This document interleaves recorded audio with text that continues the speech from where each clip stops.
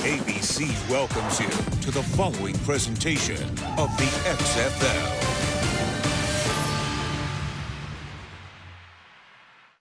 The class of the XFL is certainly the Houston Roughnecks. And the Roughnecks will improve to 4-0. P.J. Walker has been dynamite. The Patrick Mahomes of the XFL. You gotta be kidding me. Keep our foot on the gas, yo. Cam Phillips from P.J. Walker. Who else but Cam Phillips? That's another one. It's going to be awfully difficult for anyone to catch these Roughnecks. No one has caught them yet. The only remaining undefeated team in the XFL with the best offense in the league has Houston sitting pretty at 4-0. Tasked with the job of slowing them down today, the Seattle Dragons look to turn their season around and make some XFL history in the process. Go, baby. Hey, we all here for a reason.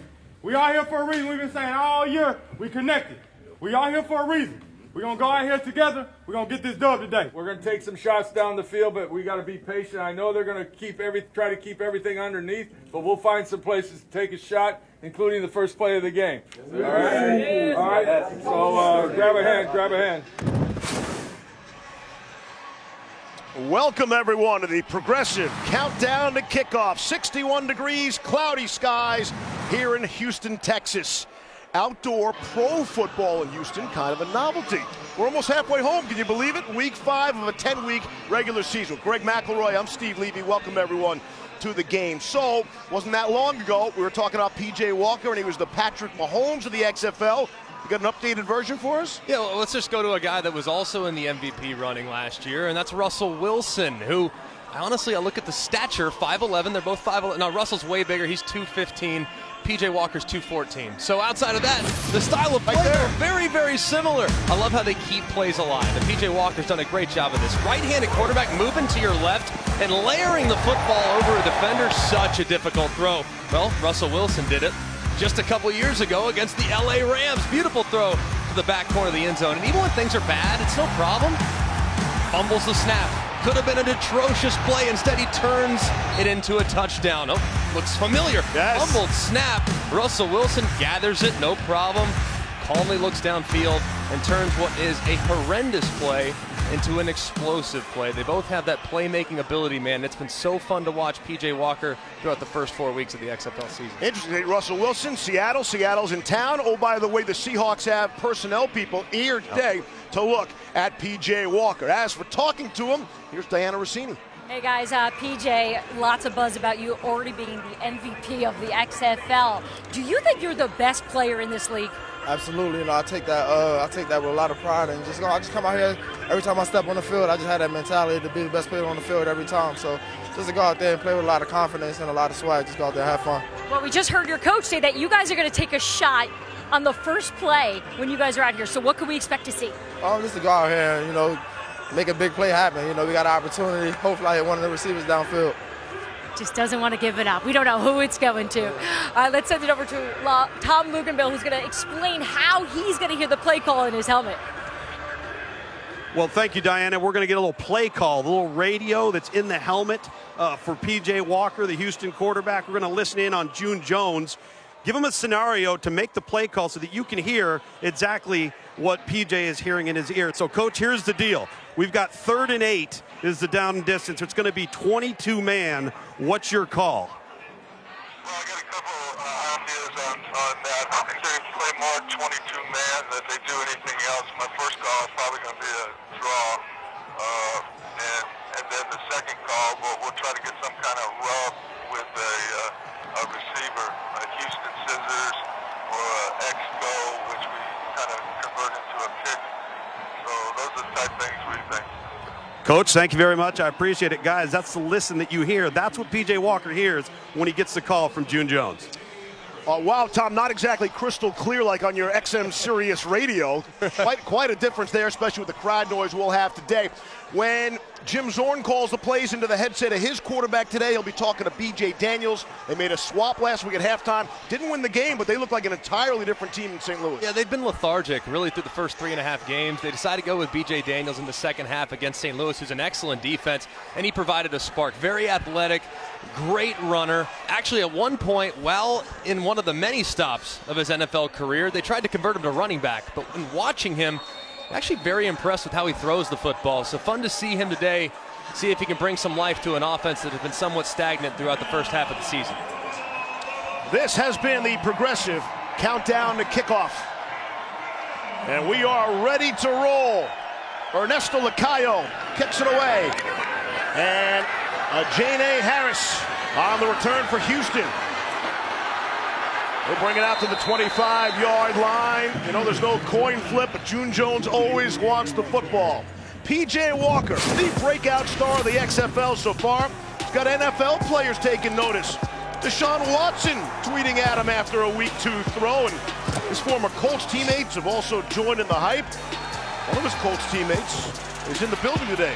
USA Today made those comparisons to Patrick Mahomes and P.J. Walker, the top passer in the XFL.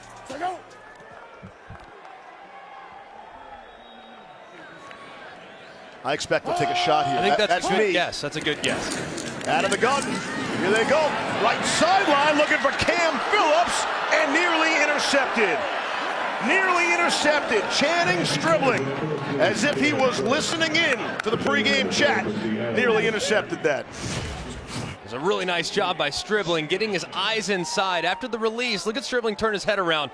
Ball is slightly underthrown, but Stribling stride for stride and phase. Almost made a play on the football. Good defense there by Seattle, who's been pretty good on that side of the ball. Have not had many woes on defense, but offensively they've certainly struggled. Quick throw out to the left side of Sam Mobley. Mobley will get some playing time. Sammy Coates is inactive today. And look at Red, trips right, 760 max, Hank. Trips right, 760 max, Hank. We got trips right, we got 760 on 3, ready? Omega. Anchor usually curl routes. You usually read this inside out, so let's see if he tries to find someone over the middle of the football at about 6 yards. To Cam Phillips. He has first down yardage on forward progress. Phillips was totally shut down, taken out of the offense a week ago. Amazing they could win that game with just one catch last week for 9 yards. Featuring him early, 2 looks already. Bucks, Z now. Bucks, Z now. Trips left, Bucks, Z now. And you see those terminology. Denver and Broncos, those are married together, those inside run plays. Aloha, that's all hitches. Aloha, all hitches, and then you'll see 9s as well. That means go routes by those 2 outside wide receivers. So it's a little glossary of terms you might listen to today. On the ground, it is James Butler. First rushing play of the day, not a surprise. Houston passes the football 70% of the time. See that money line coming in. Seattle, a heavy underdog, but very tough for teams traveling more than 2 time zones. Of course, Seattle coming from the West Coast here into the Central Time Zone. Yep. Those teams have not fared well, and a massive underdog here on the road against the 4-0 Roughnecks today. 2nd and 5. Incomplete. Marco Myers able to deflect it away. Yep. All right, let's go. Hum to bunch left. Hum to bunch left. 80 Z pivot. Choice switch. Hum. Hey, we got 80 on 2, ready? To bunch left. 80 Z pivot. Choice switch. Say go.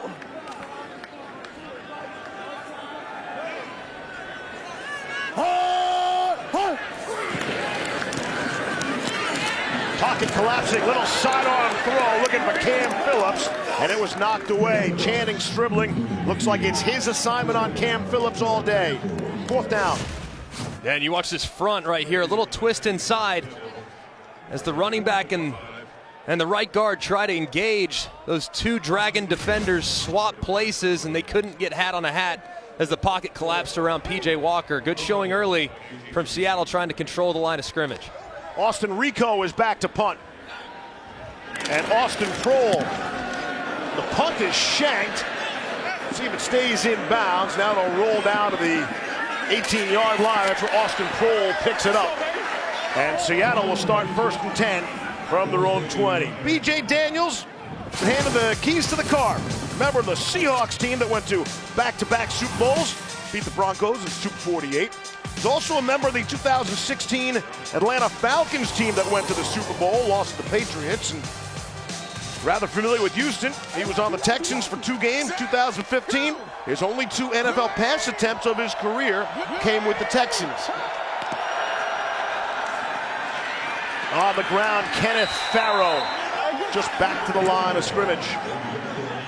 Told you that B.J. Daniels handled the keys to the car. He replaced Brandon Silvers a week ago at halftime. Silvers is inactive today, and that means that Keenan Reynolds is listed as the backup quarterback for the Dragons. He has some experience playing quarterback at Navy, one of the all-time greats in the Naval Academy's fine football history. Here's Daniels to run with the football. Takes off and will pick up 5. Jim Zorn calls the plays. All right. 11, double right, 21 ace, Indy, shingle.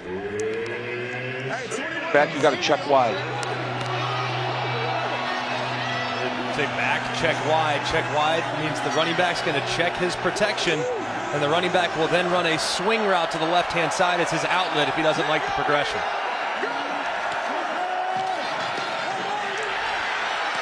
Thought about dumping it off. He'll run for it and get the first down. Out to the 31-yard line. You'll see Seattle terminology very different from that of the run and shoot with June Jones. Topper is a running play to the outside, kind of like a wide handoff sweep. Spacing is hitch routes, but they spread those hitch routes out wide, hence the word spacing. And Dancer, universal term for going deep. Let's take a shot, try to make it rain out here. Got 2 tight ends in there now. Quick throw that time, got rid of it to Dantes Bird. Had to go down to make the grab, and he'll stay there. Greg, I really like the game plan so far from Jim Zorn here. He's run the football. He's utilized the quarterback's legs, both in the run game and allowed B.J. Daniels to make plays when the pass wasn't there. And then a nice, quick confidence throw. Really good drive to start off here for the young quarterback.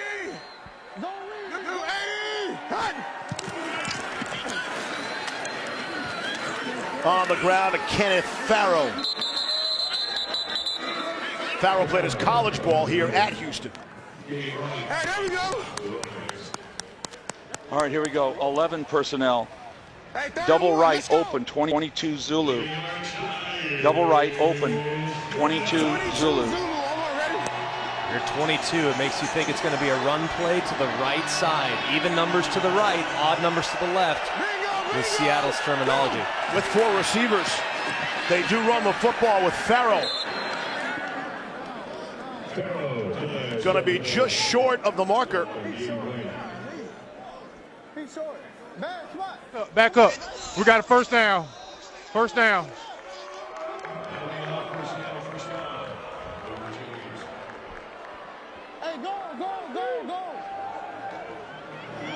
I wonder if they look at that spot again. They're going to give him that first down, huh? It's tough to tell when he was down because he was on the back of one of the defenders there in the trenches. So I think the spot's sound. It's going to be tough to overturn if they look at it. That's Keenan Reynolds in motion, top of your screen. Off the play fake. Daniels to throw to his tight end, Ben Johnson, out to the 45. Seattle has 4 tight ends. Houston has 0 tight ends. At one point, they had 5 tight ends, too. Difference in philosophy. Not only a difference in philosophy, guys, but it's difficult to prepare for and practice against when you don't have those bodies on your own team. That's a great point. You never see it. Here's Daniels approaching midfield. Close to the first down marker. And this is what he really makes it difficult on a defense. You always have to have two guys to the play side of the run. You have to have a guy that chases the running back to force the pull read, and then a defender over the top to account for the quarterback run. So makes it so tough to defend when you have a quarterback with wheels like B.J. Daniels has. Ninth play of the drive, they're not even at the 50. Third down and 2. Jaquan Gardner is checked in. Look to throw for it. Here's Daniels. Daniels all the way back to the 30. Look to get out of it. Direct traffic. Throw on the run. Got a man wide open and could not hook up with Alonzo Moore. The big play was there. Daniels bought the time. Couldn't make the throw. You're going to have to see this check down. Watch the running back as he sneaks out into the flat. They're trying to work a little rub route here to the left. He doesn't see it, so he tries to run. Look at that running back in the flat, wide open. You only have to gain 2 yards. Throw it to him, it's a first down. This is something that he's going to need to work on. Hey, hasn't had a ton of reps as the starting quarterback. Going through your progressions is something that takes time. Sam Mobley from the 14. Helmets crashing down at the 27. Noah Borden made the special team stop. It's only a 37-yard punt by Brock Miller. Houston, P.J. Walker, second crack. ABC's presentation of the XFL is brought to you by Progressive Insurance. Save when you bundle auto, home, or motorcycle insurance. Visit Progressive.com. I think this is the best logo in the XFL myself, and you see the nod to the old Houston Oilers. Remember Bum Phillips? Absolutely. We're going to kick that door down. They could never beat the Steelers in the playoffs. But love you, Blue. Great history of pro football here in Houston, Texas. Second possession for P.J. Walker. First one didn't go so well. Ball comes out. Jockey Smith able to knock the ball away and falls on it too. Jacquez Smith is the man there for Seattle.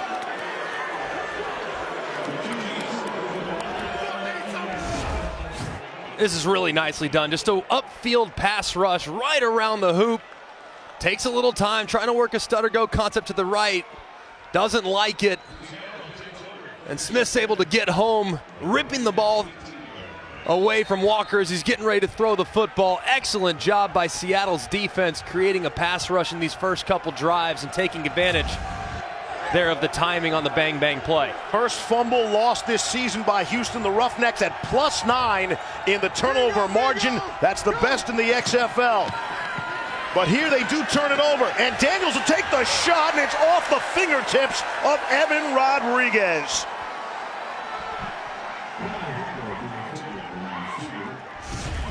And this was a pretty good throw, a little bit high, but that's where you want to miss if you're trying to throw it to your tight end. Big body, it was a very small window.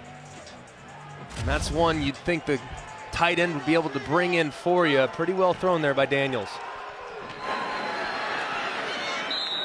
Going to pick up the first down with Austin Prohl.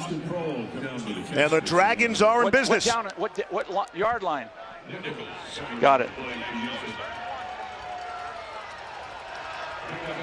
All right, here we go. Let's go. Trips left, Chevy. Trips left, Chevy. Hey, Chevy. See, I could have done this. Okay, all right. No, you good right here. Bingo. I think it's one word, just inside, yeah.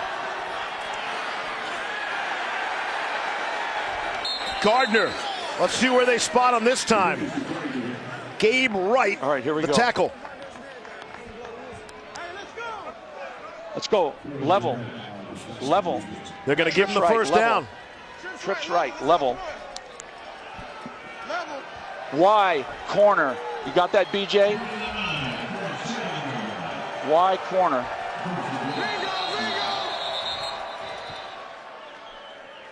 See who called timeout. 11 was left on the play clock.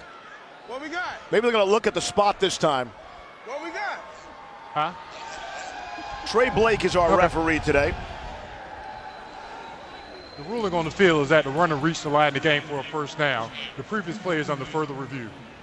We thought there was an earlier generous spot, but this time they will stop the game and take a look at it.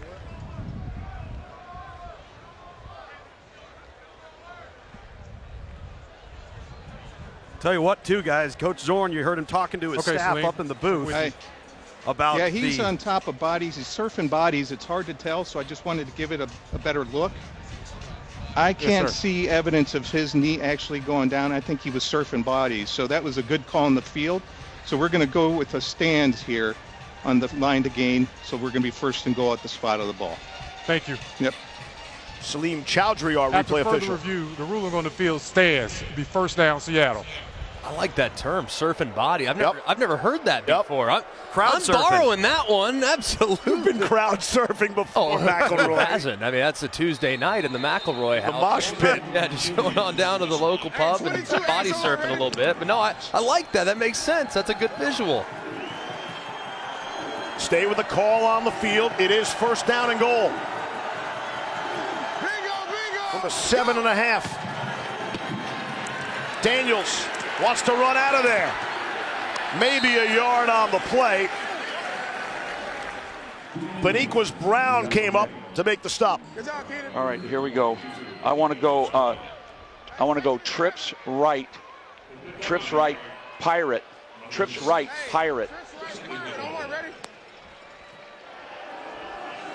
Going with these one-word terminology, it's a learned concept by all these players. Second and goal. Hands off to Gardner, charging ahead. Down to the 1 yard line. Corey Crawford, the nose. Usually when you have those one-word plays, that's for quick plays. That's for, hey, we want to beat the review, so we'll go Chevy, we'll run it inside real quick, we'll live the play just so they don't review it, or a 2-minute play like that. So you don't often see that in regular down and distance, especially in the red zone, but clearly pretty effective here for Seattle. Hey, Houston's defense was the unit that won that game last week. Let's see if they can make a big play. 4 wide receivers in. Farrow is the back. And they hand it off to Farrow, and he gets back to the line of scrimmage. Straight handoff, and Edmund Robinson, who came up and made the big play for the Roughnecks last week, had a sack, forced fumble, and picked it up and ran it in for a touchdown. In their victory against Dallas last week, Robinson makes another huge play, and it's 4th and goal.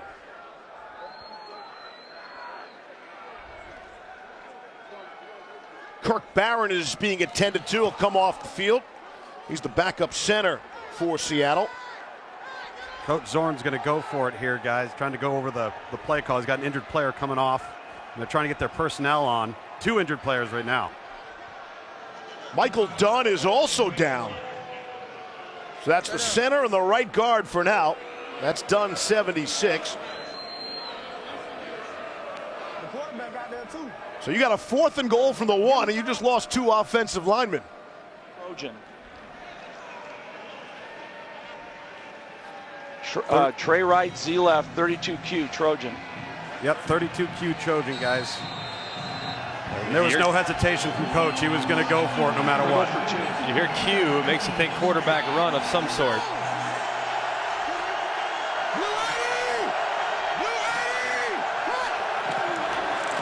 Daniels put his head down and scampers into the end zone untouched.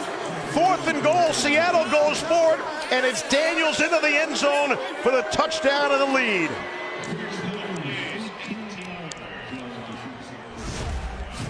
And a great job by the right side of that offensive line and those tight ends and the running back. Little quarterback sweep with a boss contact. Boss meaning back on secondary support. So you have basically a fullback out in front, quarterback sweep. So tough to account for. And a great call there by Jim Zorn on 4th and goal. Gonna go for 2 from the 5. Daniels will throw for it. And missed everyone, overshot Ben Johnson. 3:25 to play in the first quarter. Maybe a bit of a surprise early. Jacquez Smith makes the big play for the Seattle defense. And it's B.J. Daniels who cashes in at the other end. 6-0 Dragons here in Houston.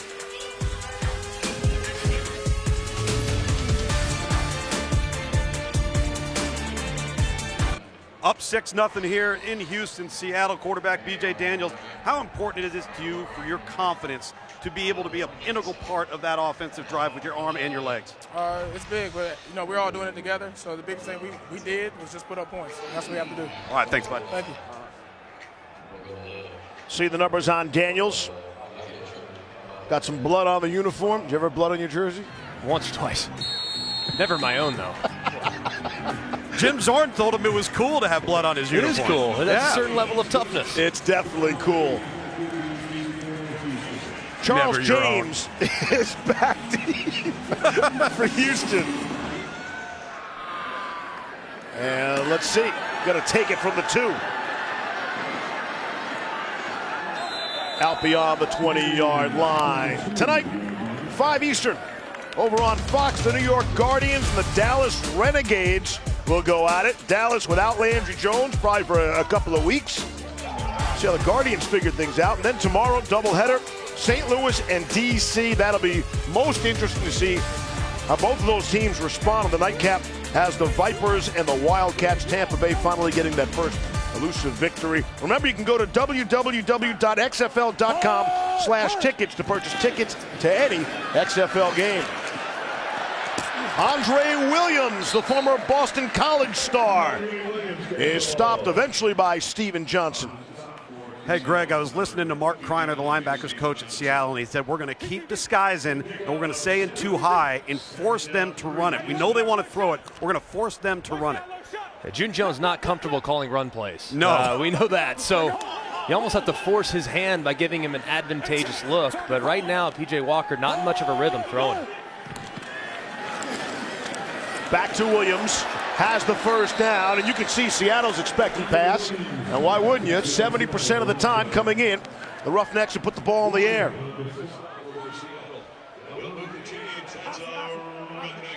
See some Roughnecks impact players.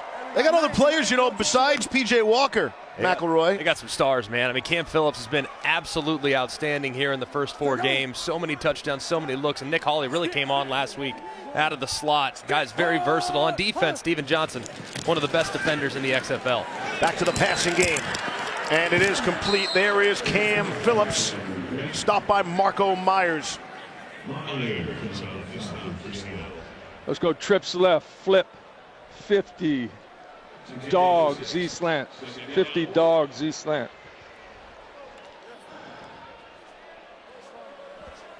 Dog so far has been some in-breaking routes. They're inside on So you hear him say inside. He's talking about the leverage of the defense. 2nd and 4. Quick throw, dropped by Khalil Lewis.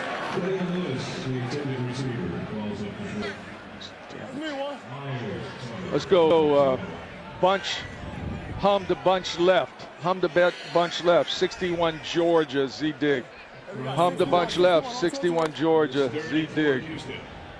Hum to bunch left. Should have Holly going in motion here. Yeah. Hum means across the ball. There he goes. There he goes to the outside. Here's the blitz. It's picked up nicely. And they find a soft spot in the defense, and Sam Mobley has the catch for the first down. Houston, gain of 11. It's a really good job of just sliding in the pocket, buying a little extra time, and a nice job finding Mobley there in the zone. That bunch creates some confusion because guys are responsible for the outside player. Some guys are responsible for the inside player. So you can settle down right in the middle. You can usually find a completion. It's exactly what they found right there for a nice conversion. Final 45 seconds, quarter number 1. 6-0 Dragons. Andre Williams picking his holes. Hit hard by Niles Morgan out to the 44-yard line. Let's go trips right. Trips right. 35 Broncos Lightning. 35 Broncos Lightning. Remember our terminology sheet earlier in the day. Bronco and Denver. Denver to the right, Bronco to the left. So this is actually a run to the left, but he also tagged a Lightning, which is an RPO. So if it's a positive throw look, you can throw it. Final play of the quarter. More Andre Williams. He's had success down to the 35-yard line. So Houston, just the second time in 17 quarters this season, They play 15 minutes without scoring a point. End of one in Houston. Has Seattle on top to the tune of 6-0.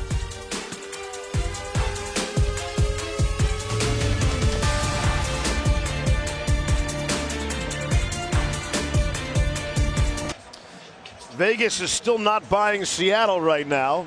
Dragons came in an 11.5-point underdog and only been reduced a couple points there. The resistance, I mean, it's unbelievable. I know Houston's excellent, but so far Seattle's been controlling the game as we look at some of these prop bets too. I mean, Steve, is there one that jumps out to you? Kind of like the Pharaoh rushing yards. Cam Phillips was shut down last week. He's got to have a big game, especially that they're down. Yeah. I like to go over on the Cam Phillips. They're running it right now, though. So is he going to get a ton of looks to create big plays? We open up quarter number 2. Keep it on the ground. It's been successful this drive. Andre Williams. He's taken on some people. Some big bodies. Steven Johnson among them. And Steve, I think the answer to that question is no. He's not going to get enough looks on the outside as long as Seattle stays in a 2-deep safety look. They don't have enough players in the box, and June Jones is going to continue to run the football. And that 2-deep safety look has been very popular. The Legion of Boom, if you will. Richard Sherman, Earl Thomas, they ran that 2-high safety soft zone. Yep. Very popular there in the Pacific Northwest. 2nd and 7. Throwing. Little back shoulder deal to Sam Mobley. Gonna call it a catch. Working on Jonathan Alston. Gain of 12. Man, strong hands there by Mobley. The back shoulder pretty well covered for the most part by Alston. But Mobley shielding him off. All moving a little bit. Is it secured while that They got to take a look. Is in bounds. Really close.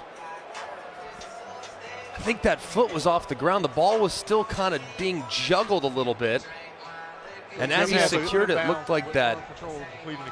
So what happened was that he did get control, but once in air, after establishing in bounds, he loses control while in mid-air. So you got to start the process all over again. His foot comes down out. This is incomplete pass. So let's go back to the program, please. So I can see what. Okay, so we were at the 32. It was 2nd down on the right hash. We're going to go 3rd and 7 at the 32, and you will wind. Salim, are you with me? Can you hear me? Sorry, I cut out. So did you hear about the incomplete pass? No, we didn't hear anything. Can you repeat that? He did have control, but in midair he lost control, so he has to go through the whole catch process again. So he lands out of bounds. It's incomplete. We're going to go back to the 32, roll it down, 3rd and 7, right hash. Okay, so when receiver gains firm control, his next step is out of bounds. Well, he lost control while in midair, and then his next step was out of bounds. Thank you. After further review, the receiver lost control of the pass while in the air. Once he gained firm control, his next step took him out of bounds. That's an incomplete pass. It will be 3rd down. And that's how that works. I mean, that's a perfect example. Outside of the minor audio issue with the field-to-booth communication, Salim Chowdhury did a nice job with that. And when you see the replay, that all makes perfect sense. It makes perfect sense. And I love the explanation, too. Hey, step by step, we want to make sure that the people in the stands understand what they were looking at, what led to them finally making the call. So I really like that reveal right there as to how that process works. So it's back to a 3rd down and 7. 5 receivers in the pattern. For P.J. Walker, Seattle rushing 4, and that's enough. That's enough to get Walker down. Anthony Johnson comes up with a sack, his first sack of the season. Yeah, just working against this right guard. You're going to see this isolation kind of starts inside, then works it back outside in a one-on-one scenario and just collapses that pocket. I mean, really well done there by Johnson. As he gets home, just nothing really available to P.J. Walker downfield. And this Seattle defense, they can get after you up front. Very athletic in the trenches and can cause a lot of problems for quarterbacks as they rush the passer. Diana. Hey guys, I'm here with Colts quarterback Jacoby Brissett. Jacoby, I know you're out here supporting your former Colts teammate and PJ Walker. Where are you seeing growth from him, from when you played with him to what he's doing now here in the XFL? It's no surprise at his success. He was always a hardworking guy. A guy that was, constantly pushing me and Andrew every day. A guy that loves to soak up the game. So it's no surprise that he's having the success that he's having now. Jacoby, I've talked to you before. You barely want to give an interview after a game. What would it be like for you if you had all this access and reporters in your face during a game? I wouldn't be able to do it. A lot of curse words come out of my mouth and a lot of no's. So I guess I get fined a lot. But it's not for me. All right, real quick, a lot of rumors about the quarterback situation in Indy. How are you approaching it? Just doing my job. All right, thanks, guys. Back to you. From the Belichick school from his days in New England. Absolutely. Do my job. Do your job. Who does Indy play week 1? The only thing that would have made it better is we're just focused on our week 1 opponent. Right. That would have been great stuff. We're going to try a 56-yard field goal attempt. Sergio Castillo has a 57-yard long for his career. This from 56. On the way and no good. Missed it to the right. Might have been a bad snap there. Took the mechanics off a little bit. And that will keep Houston off the board. Yeah, the snap was high and behind. You'd see the holder, Reckow, have to come off it, and then the laces are straight back, so he has to twist it as he sets it to the ground. Just unfortunate miss there by the long snapper. Holton Taylor snapping to Austin Rico. It's a tough position because you're only going to get called out if the snap's off target. We never say, hey, great snap by Colton when he snaps it perfectly, but there, little off the mark, might have affected the timing. On the ground, Daniels will keep it. Very close to the first down. Moments ago, Jim Zorn talking to B.J. Daniels. Next series, I might go one word again, and for a series of it, both run and pass, right? No. All right. Trey, I'm going to come. You're in next series. I'm going to come with top. I'm going to come with something on the outside, and then. But if I come with something inside, because if I go one word, you just push it hard, right? All right. Completes to Alonzo Moore. So the guy at home, like myself, is thinking one word. That's got to be simpler. The inexperienced quarterback's not ready for that. Explain that. Well, it means more learning, really. I mean, because when you go through spacing, F stick, and you hear quick case spacing, F stick, you're telling everybody what to do. You're telling the offensive line, you're telling the formation, all that stuff. When you just go one word, it's usually built for tempo. It requires more processing, even though you can play a little bit faster, and it's usually simpler concepts. Bit of a low snap. Daniels right back to Alonzo Moore. That ball comes out, still bobbled, and Houston says they have it. Let's see if he was down. The signal is it's a lost fumble and Roughnecks football. That's the indication from the official.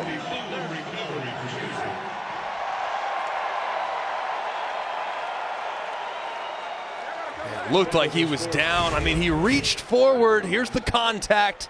It's the ball to get dislodged right there. You see that right knee. And yes, the elbow on the ground. I appreciate the officials letting it play out. That's the right way to handle it. Let it play out. Let's see who recovers it just in case it is a fumble. So they handled that properly, but now get a chance to clean it up and make it right. All right, that's all right. Salim, he says he has the ball coming loose prior to the runner being down. His right knee is down. We're going to reverse this. We're going to put it at the 38. It will be 2nd and 1. But at the last hash, we will roll it down. Okay, his right knee was down? His right knee was down. Thank you. After further review, the runner's right knee was down prior to losing possession. It will be 2nd and 1. Making Salim Chowdhury a TV star here on ABC today. Yeah, he's earning it. He's earning it today. But hey, this is okay. And it's not like they're taking unnecessary time to look at additional looks. I mean, hey, bang, bang, right knee's down, perfect, let's play ball. The clarity of the explanation, though, is what's been really good, Yes. I think, guys. Absolutely. And they're trying to get all these determined in 60 seconds. That's kind of the rule the XFL is trying to live by on their replays. Seattle's going to run somebody off late here. 22 thump on one. Ben Johnson, the tight end. 22 top from B.J. Daniels right here. Expect a sweep to the right, handing it off to the running back. 2nd and 1. It is Trey Williams for first down yardage as a helmet goes flying. I tell you, Greg, I think Jim Zorn's got a really nice feel for the zone read game with B.J. Daniels right now. And some of these calls, you referenced the inside pop call and the 22 calls. And right now they got Houston on their heels because of the quarterback. Hey, oh, we're good. Here we go. Shoot. Move. Hey, orange. Bingo, go. Daniels from under center. Here's Trey Williams. Has the first down. Big run for Trey Williams, who's from Houston, Texas. Played his college ball at Texas A&M. 51 Trojan. You don't need to even tell me when I got the play. When I'm calling it. They ran Trojan a little earlier, but it was Q Trojan, which indicated quarterback sweep. Now, let's see if they go with the Trojan, but it's a sweep to the running back instead. 2nd and 1. Williams stopped for a loss. Kashad Lyons makes the big stop for Houston. All right, here we go. Let's go. I want to go double right off, 32 ace, shingle, Indy. Double right off, 32 ace, shingle, Indy. Back, you know what you got.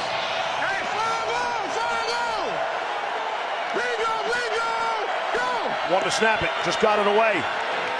Rushing 4, able to complete.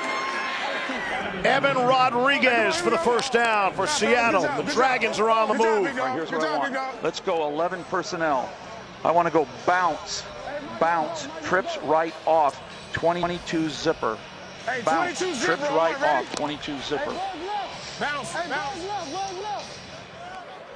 That 22 would make you think it's going to be a run to the right, bounce right there. That's the shift. Put the hand up to the right. Trey Williams turns the corner. Touchdown, Seattle. 17 yards for the score. The Dragons came in as an 11.5-point underdog. And they lead 12-0 and looking for more. Man, it's a great job here, just a split zone. You see the tight end working away, but the running back hitting it play side, making a guy miss in the open field and finding the corner. It's just been a beautiful mix so far of run pass from Seattle as we go to Diana. All right, catching your breath here, but take us through that last play. What's your name? Diana. It doesn't matter. No, look, this is hometown. This is Houston. It's hometown, man. I got to do it. I got to do it for my mom. I got to do it for my family. Motivation. It's still right. Back of the end zone. Austin Kroll for the 2-point conversion. Trey Williams did it for Houston, all right. Let's get it.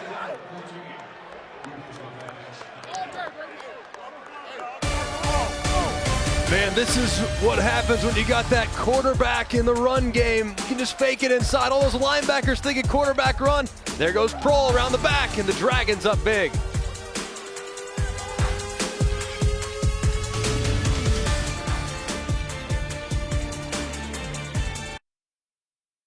ABC's presentation of the XFL is brought to you by Geico.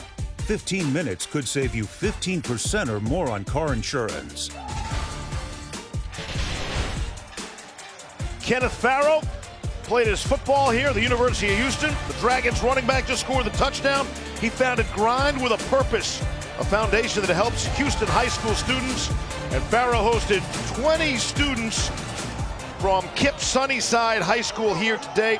A foundation started in 2017.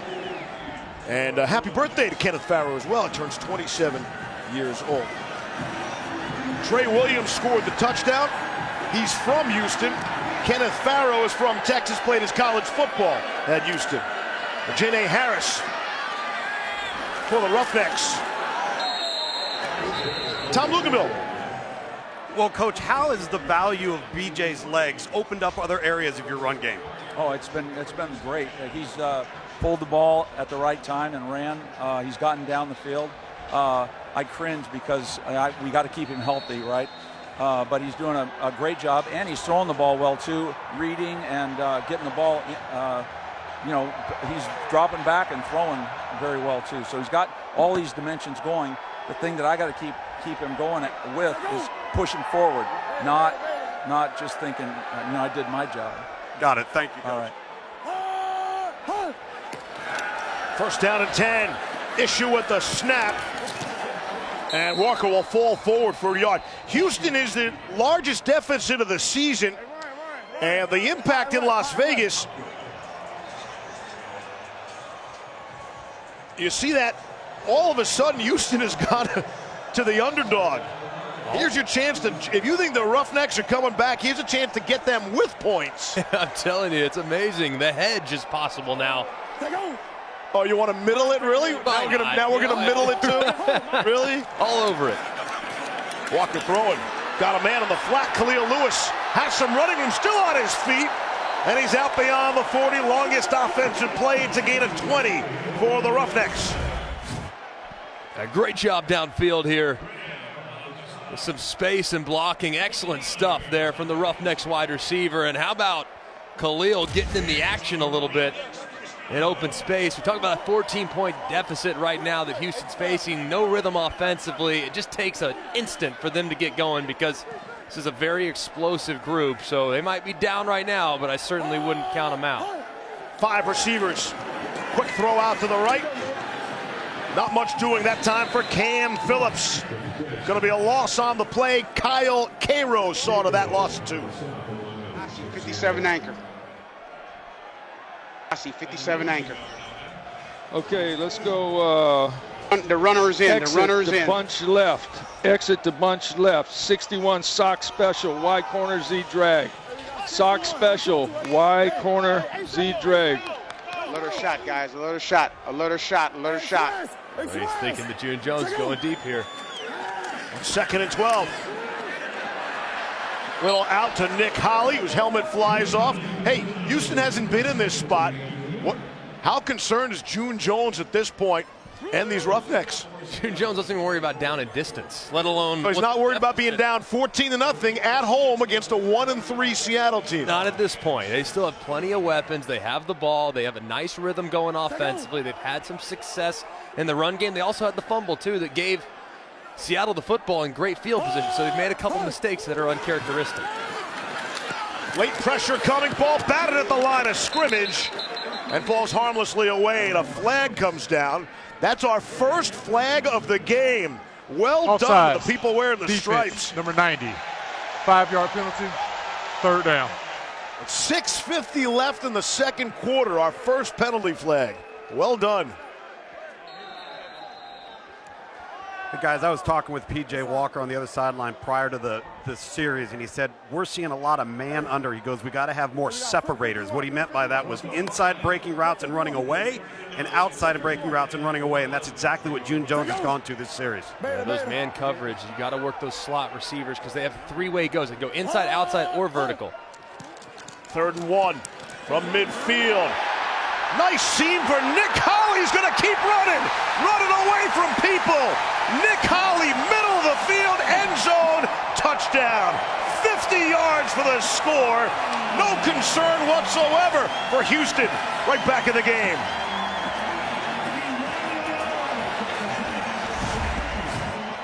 You're going to see 2 defenders actually bust. You're going to see 2 guys running with the out route right here, which allows Holley to work on an in-breaker, and he's wide open. Look at those 2 defenders running with the flat. Holley's wide open, and the guy that's done it all throughout the course of his career, former quarterback, former running back, now turned wide receiver, makes a move in the open field and finds pay dirt. Good crowd here today in Houston. You can hear them. The Roughnecks will line up and will go for 3. They're the only team in the XFL that have completed 2 3-point plays, 2 of 4 on the season. Here's Walker to throw for it. All sorts of time, and it's juggled and knocked away. Kyle Cairo in the end zone, able to knock it away.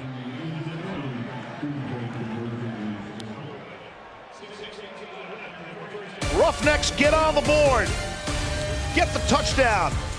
A 50-yard pass play, mostly thanks to Nick Holly's legs to the house. Roughnecks not going away.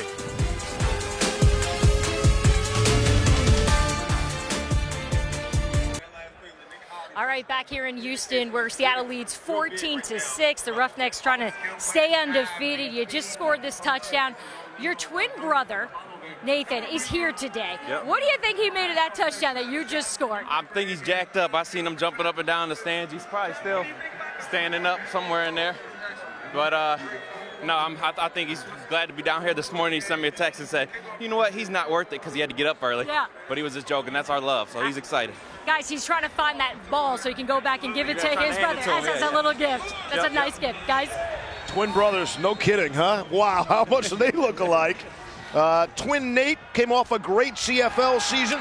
He was the Rookie of the Year, playing for the Calgary Stampeders, and hopes to find his way to the NFL. Flags fly as John Santiago tries to return that kick. I just wonder if Nick and his brother, they're going to be a package deal in the NFL, right?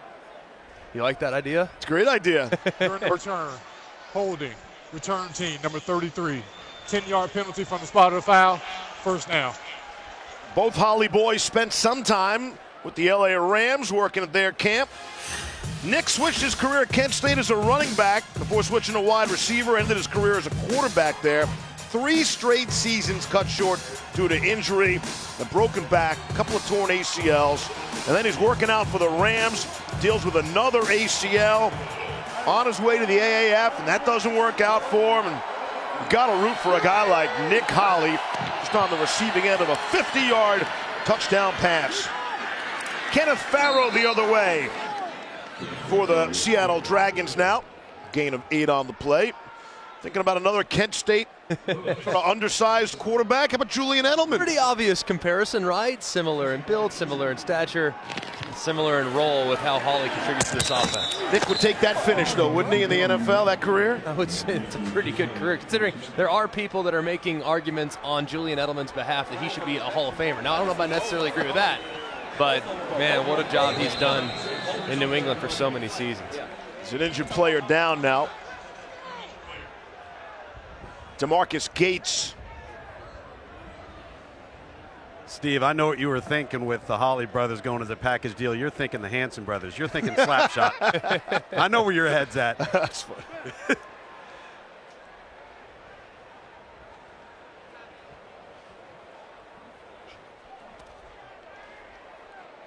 Gates would be a critical loss for the Roughnecks. Game-winning turnovers the last 2 games. Week 3 at Tampa. Picked off the Taylor Cornelius pass. And then last week, this was not ruled an interception, but a Philip Nelson fumble at the 2. That really ended that game. That was the #1 play on SportsCenter's top 10.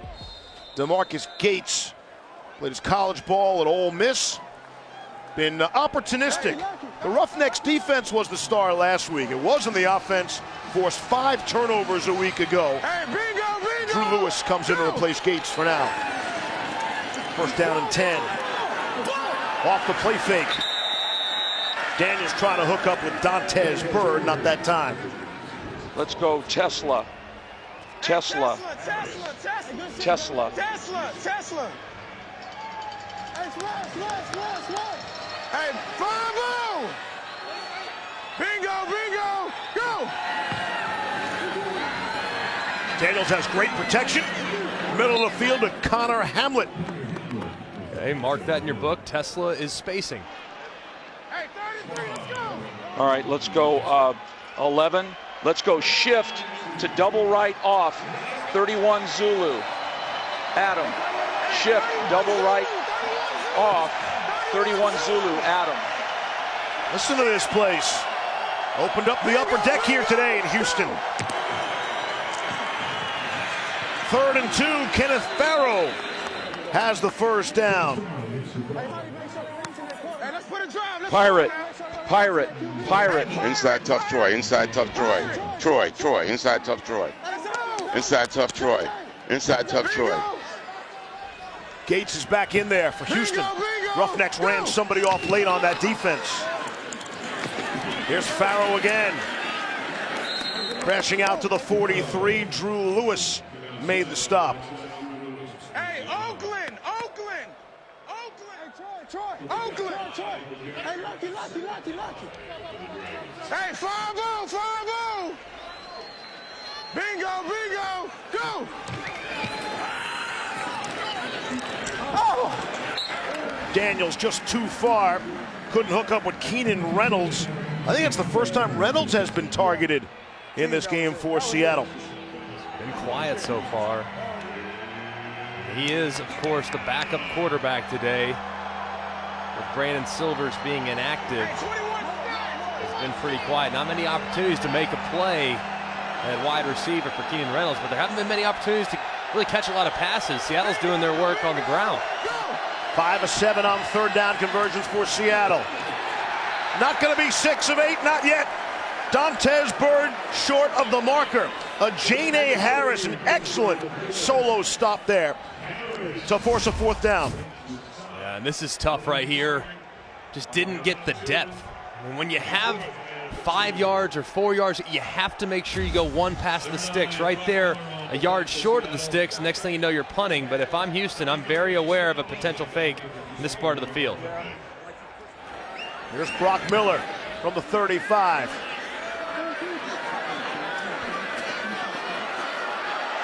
From the 15 is Sam Mobley. A flag comes in as he runs down the sideline. 2 flags are littering the field. 2:33 to play here in the first half. Seattle will get the ball to start the second half.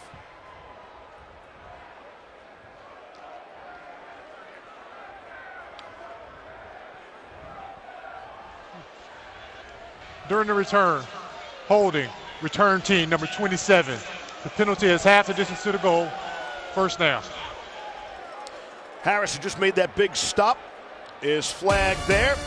Tomorrow, 9 p.m. Eastern on ESPN. The Vipers and the Wildcats, a couple of teams that are 1-3, can ill afford to go to 1 down and 4. And then next week on ABC Week 6, we'll be back at MetLife. We'll see these same Houston Roughnecks take on the New York Guardians. If prop bet is your thing, some numbers you can look at. You want to play tomorrow night. A late game back east, 9 Eastern, 6 p.m. kickoff in Los Angeles. The game within the game. Absolutely. Tampa Bay's looked like a different team the last couple weeks. Deep shot. Sam Mobley on the receiving end. And P.J. Walker made it rain with that football. Huge high arc for 41 yards. Man, a great job by P.J. Walker, but a better job by Mobley on these vertical routes. Oftentimes you'll see these wide receivers get too close to the sideline. Right there, Mobley, he's 5 yards from the sideline, which allows his quarterback a little more room to throw him outside. He adjusts beautifully, and it's a huge play for the Roughnecks. Yeah, with Coach being injured, Mobley's the guy who's getting the extra playing time. Zipped in there by P.J. Walker. Hits Cam Phillips, and all of a sudden Walker seems to have found his groove a little bit. It's only a matter of time. No one's been able to keep these Roughnecks in check throughout the course of a 60-minute ball game. 2-minute warning in Houston. Roughnecks looking to go in for the score. Roughnecks on the move, down by 8. June Jones talking to his quarterback. Now they're going to do a run to the right here, Greg, or a quick screen to the left. And what June Jones told PJ is if you get a dog, and the dog, that's a form of a blitzer, comes from outside of the box, go ahead and throw Sacramento. That's going to be their quick screen to the left. If the dog comes from inside the box in the A or B gap between the line of scrimmage, because he wants them to keep the run on. Yeah, so watch these second-level defenders. Watch for pressure. This look right here doesn't look like you're going to get pressure. Nope. Expect the handoff. Give it to James Butler. has the first down. Down to the 30-yard line. Nick Temple to stop.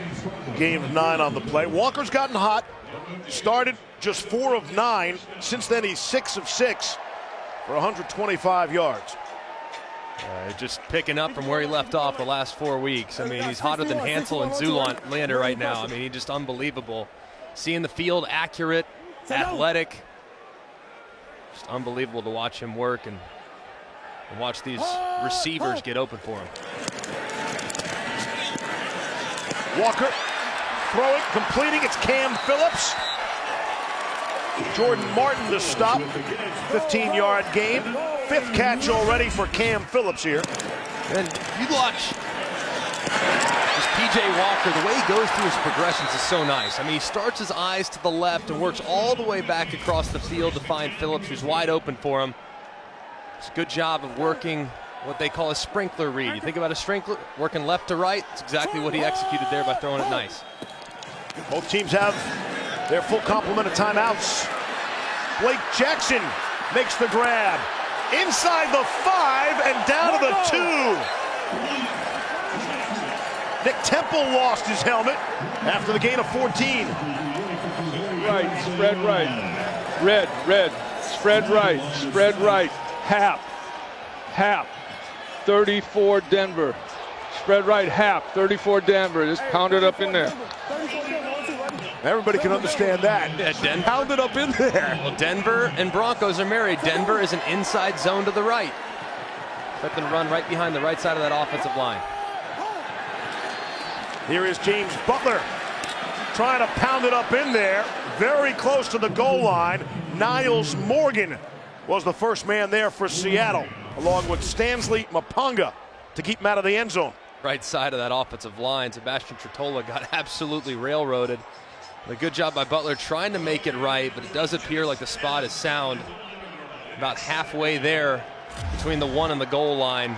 He was brought up just shy. 35 seconds left. Again, have 2 timeouts. Don't want to use one here. And let's see, it's a penalty marker down in the end zone. False start. Offense, number 14. 5-yard penalty, 2nd down. That is Phillips. Killer penalty.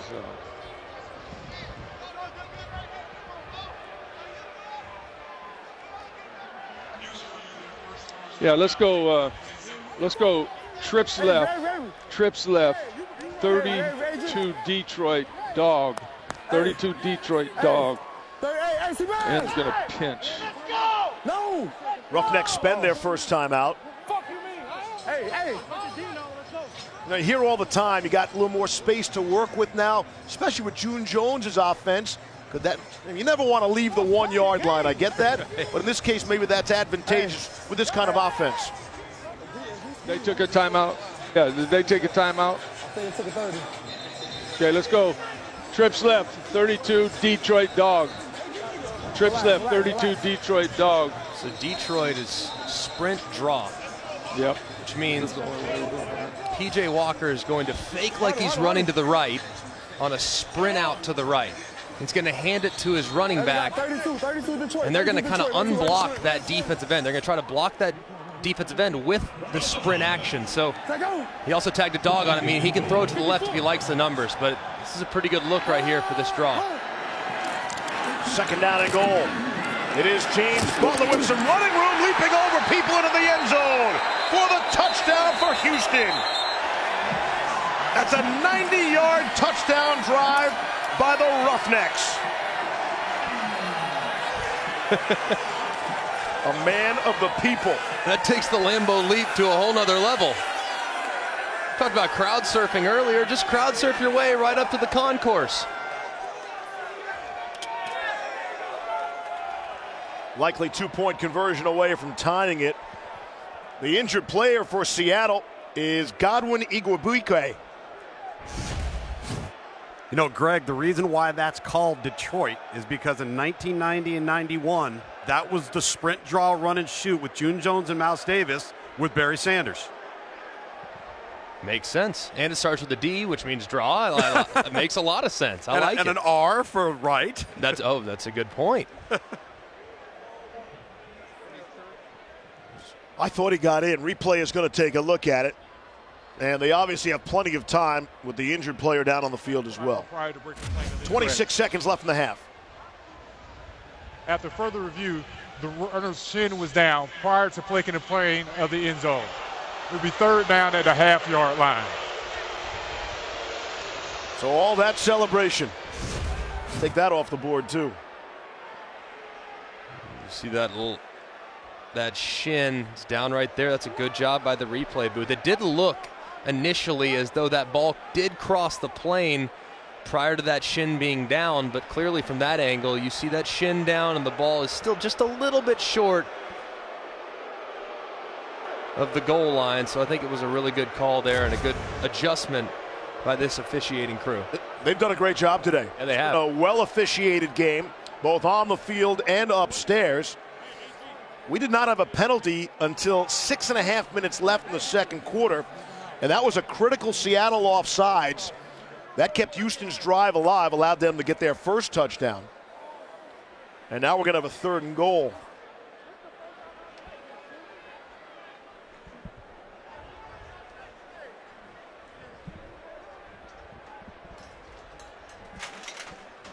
This could be a serious injury. Don't want to speculate, but let's take another look at this. Oh, now he's getting up. That's great. Great to see. As you see number 35, you see the left knee as Igwebuike is trying to go in there and make the tackle low, and Butler's trying to hurdle over him. Butler's left knee collides with the side of Igwebuike's helmet, and I just hope he's okay. And Igwebuike is the nephew of Donald, the longtime NFL kicker. Godwin gives you a little thumbs up there. We hope to see him in the second half. 26 seconds until halftime now. Touchdown comes off the board.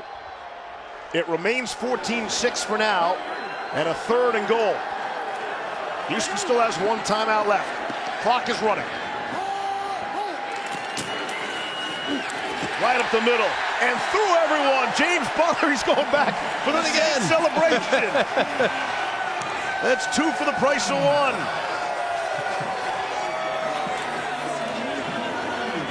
1. He's a smart guy, Butler. He graduated college in 3 years. He figured it out.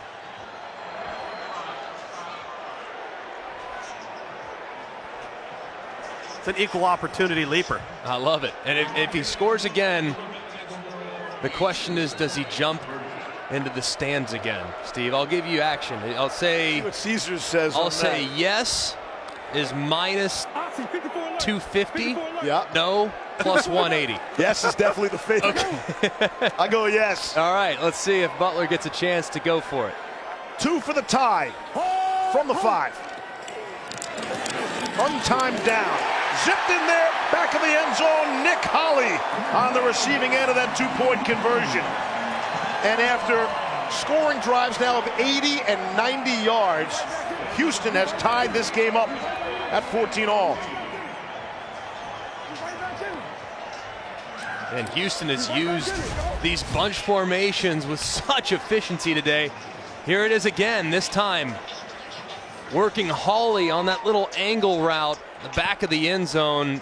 Found something with those bunch formations because they've attacked now in the middle of that bunch on at least 2 or 3 different occasions. So would expect an adjustment from Seattle in the second half to those bunch formations, and would expect Houston to keep trying to make that a priority within their plan. Holley had a 50-yard touchdown catch earlier on the previous drive. I would expect Seattle just take a knee, but let's see what kind of return they get. Seattle ran a guy way late off the field. The ball was already in the air. Santiago is tripped up at the 23-yard line, and another flag comes in now.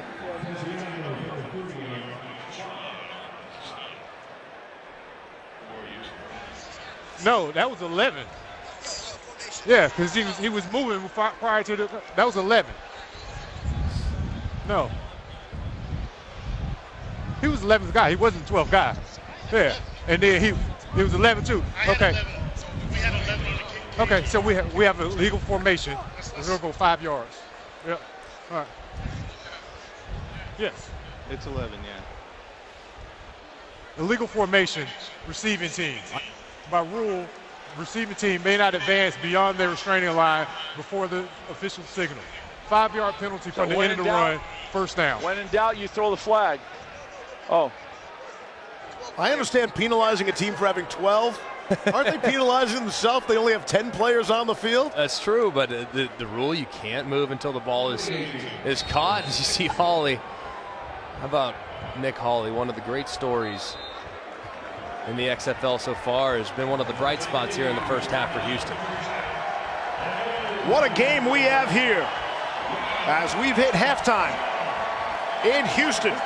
Seattle roared out to a 14-0 lead. And then the 4-0 Roughnecks have come back to even the score. Down to Diana. Hey guys, here with PJ Walker. He's got to go change your shoes here. What's the issue? My shoelaces came apart. Now they like ripped, so I gotta go change them. All right, got to go change them. A little bit of a sloppy start, but you guys were able to figure it out, come back here and tie this game up. What adjustment did you make? We just gotta go out there and be ourselves. We out there, we started off slowly sluggish in the beginning of the game. We just gotta go out there and play. All right, your shoelaces are messed up and my mic's messed up. So, guys. Thank you. Oh, I thought you needed. PJ got hot. 12 of 17 for 182 yards in that touchdown pass to Holly.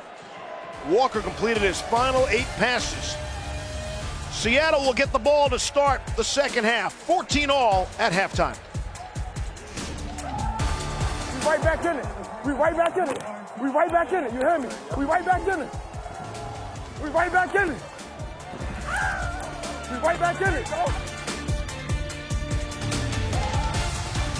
Oh my goodness, Steph Curry, you are ridiculous. Curry way down top, bang, bang! Oh, what a shot from Curry!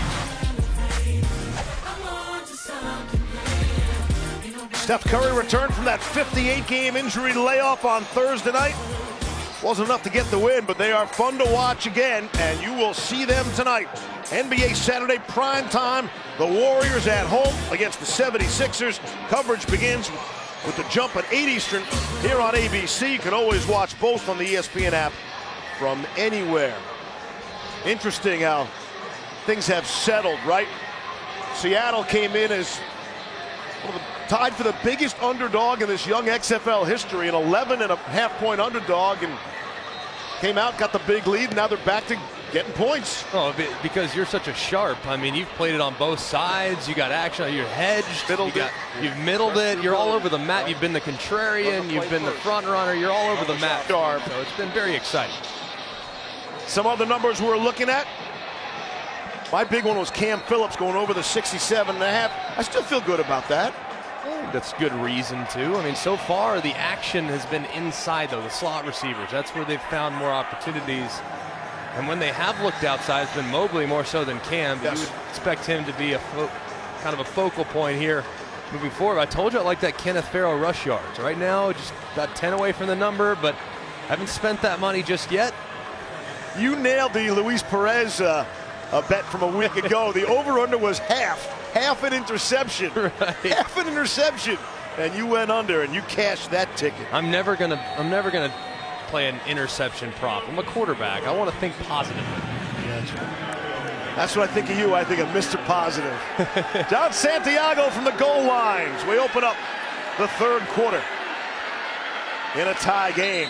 Good run back, all the way back to the 30-yard line. B.J. Daniels, they made the move at halftime a week ago. Got the start today. Keys to the car. Jim Zorn said, don't even look back. This is your job. He's been good, too. I mean, and not just with his legs, when he's certainly made an impact felt with his legs, but he's thrown the ball with a lot of accuracy and has been confident when doing so. First down and 10. Here's Trey Williams. He was Seattle's first pick at the skill position. And Beniquez Brown makes the tackle. Brown had 10 tackles a week ago for Houston. Here B.J. Daniels saying Chevy, expect to run inside here. Daniels throwing and completing to Keenan Reynolds. First catch finally, Keenan Reynolds. RPO there, finding Keenan Reynolds on the hit. After I like protection. Here we go. Don't wait, don't wait. Go, go, go, go. Good protection. Now it breaks down. Daniels runs up and pops it over the linebacker to Austin Kroll. And that's what B.J. Daniels can do for you in a snapshot. Beautifully done. I mean, moving forward, climbing in the pocket, attacking the line of scrimmage, and keeping your eyes downfield. Huh?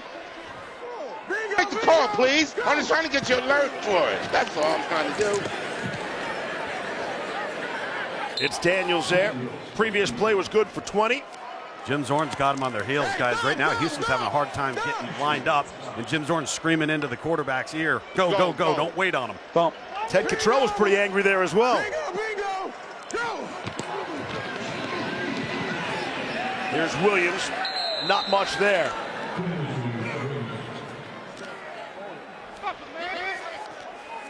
All right, let's go. All right, let's go. Let's go trips Zorro, right. Trips tough. Right. Zorro, Tesla. tough. Tesla. Zorro, so tough.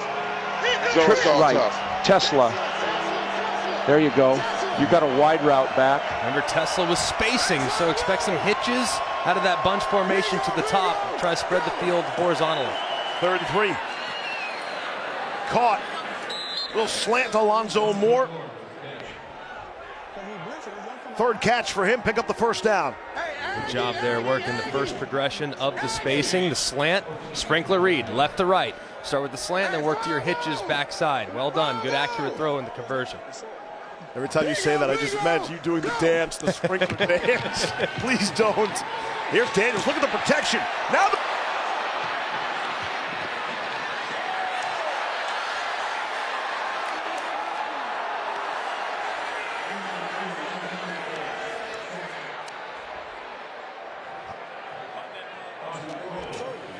This is a great job of getting out of trouble here, ducking 2 pass rushers, but B.J. Daniels should have pumped that. He could have ran the football, and I think gotten out of bounds, at least gotten 4 to 5 yards right there. That's twice we've seen him out of the pocket where he's made a poor decision here in this game. Quick to line up again here in Seattle.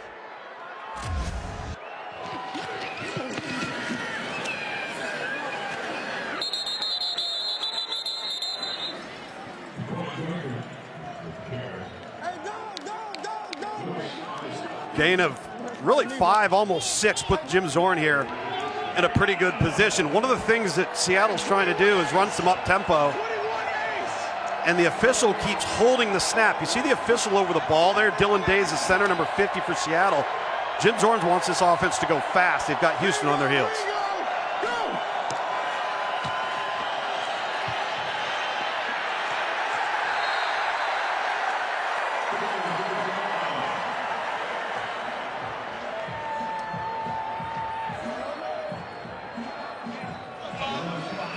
Listening to Jim Zorn on the sideline, the Seattle head coach, he literally looked at Lacayo, his kicker, and said, "Can you make it from here?"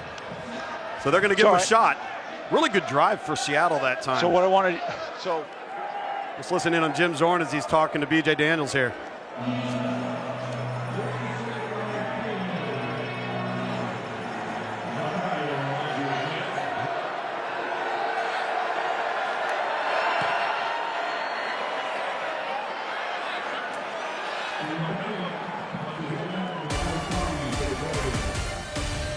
(17-14), Seattle gets on the board out of halftime here in Houston.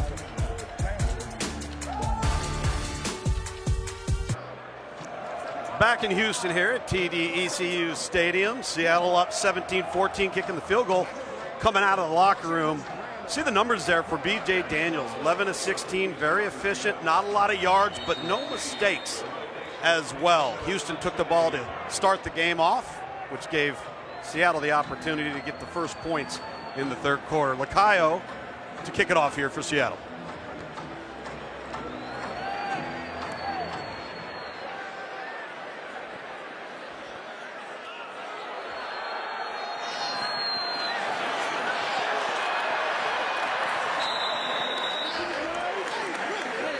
Harris on the return. Nice return. Good field position for Houston. We are experiencing A few audio difficulties. Hope to get the booth back with Steve Levy and Greg McElroy upstairs. Tom Luganville, Diana Rossini down here on the field as Houston takes the field in their first series of the third quarter. Back in Houston in just a minute.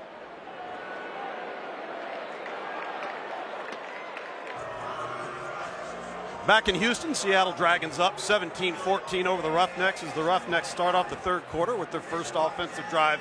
P.J. Walker taking the field under June Jones in his leadership. Let's get the first play. Express. Hey, Nick. Express. Take out.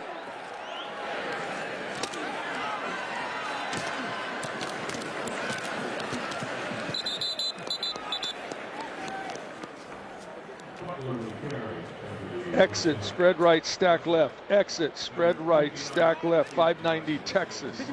590 Texas. 51 Bayou. Exit. Hear that? Spread 590. right. That's 590. That's your protection. That's what they're going to tell the offensive line. You're listening to the defensive coordinator at Seattle wanting to give a disguise to P.J. Walker, not show their hand too quick.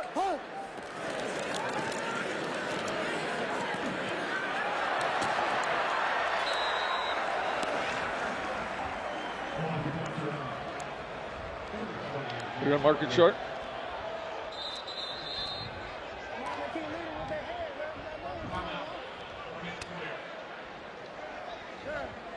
What is it? 3rd and 1? Third less than 1, huh? Got an injured Seattle Dragon on the field defensively. Try and get you that number. No. Nick Temple, number 55, the Seattle defense. They're outside linebackers. Let's toss it over to Diana real quick. I got her with June Jones. Thanks, Tom. Coach, what are you trying to establish early here? First down. First down. All right, you got to give us more than that, though. Obviously, you're trying to get that going, but in terms of moving the ball up more, what do you have in store here? Well, we got, less than a yard to go right there. So we'd like to just convert it. Got an idea of what we're going to do on a run, but I think I'm going to throw it. You're going to throw it. All right, well, wait and see, guys. We will be right back. The Seattle Dragons leading 17-14 here in Houston. We'll return right after this.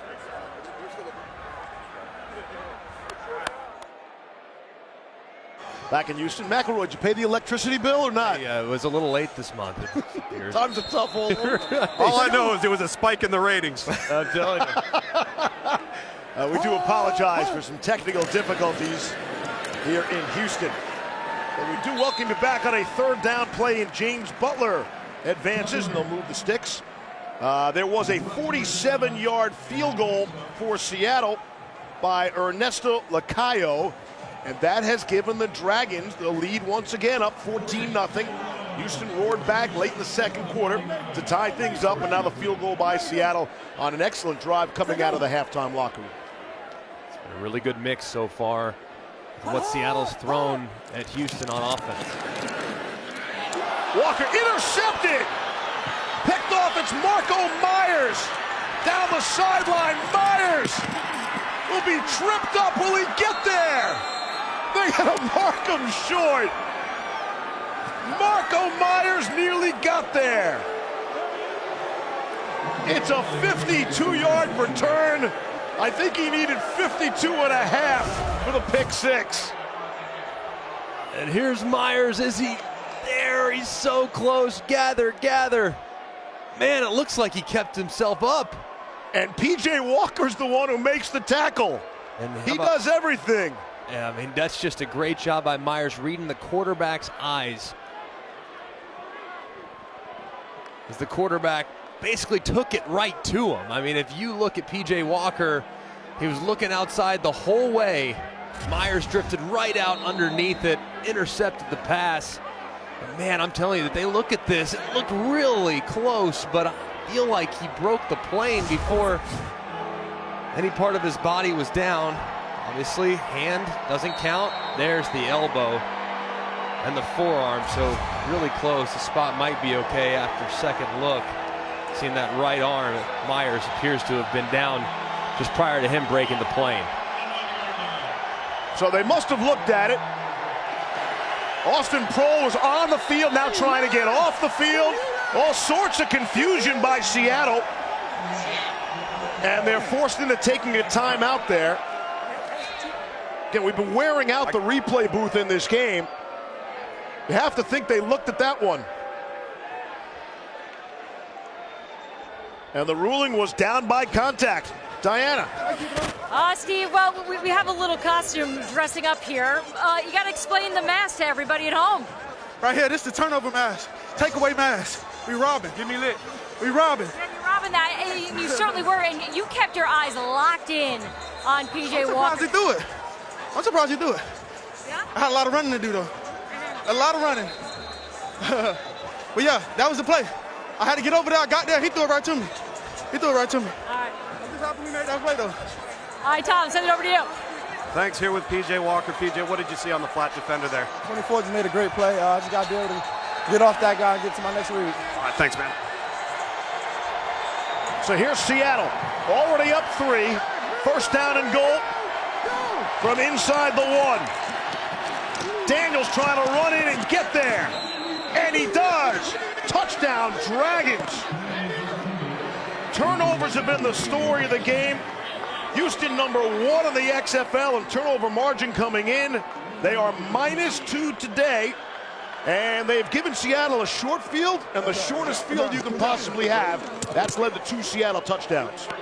And I'm telling you, they have really capitalized on sudden change opportunities. Hard not to when you get the ball inside the 1-yard line.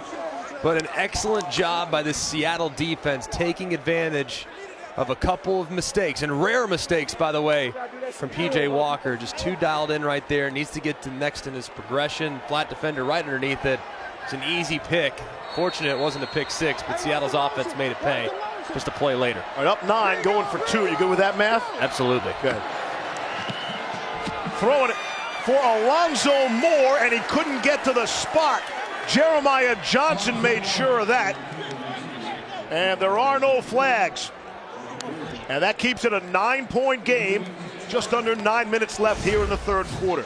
And you're going to see Myers. I mean, his eyes are on the quarterback the entire time. And he just drifts right out underneath what is a curl route to this side. So it was actually very easy. I mean, you see his eyes right on the quarterback, dropping right to his zone.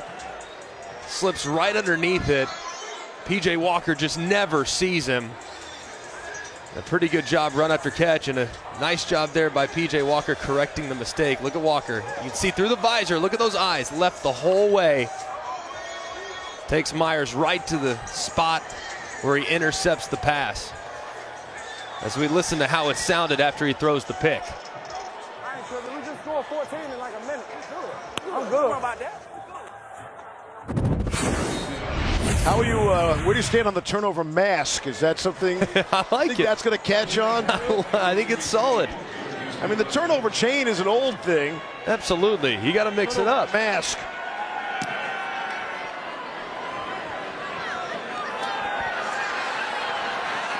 Here's a Jane Harris for Houston.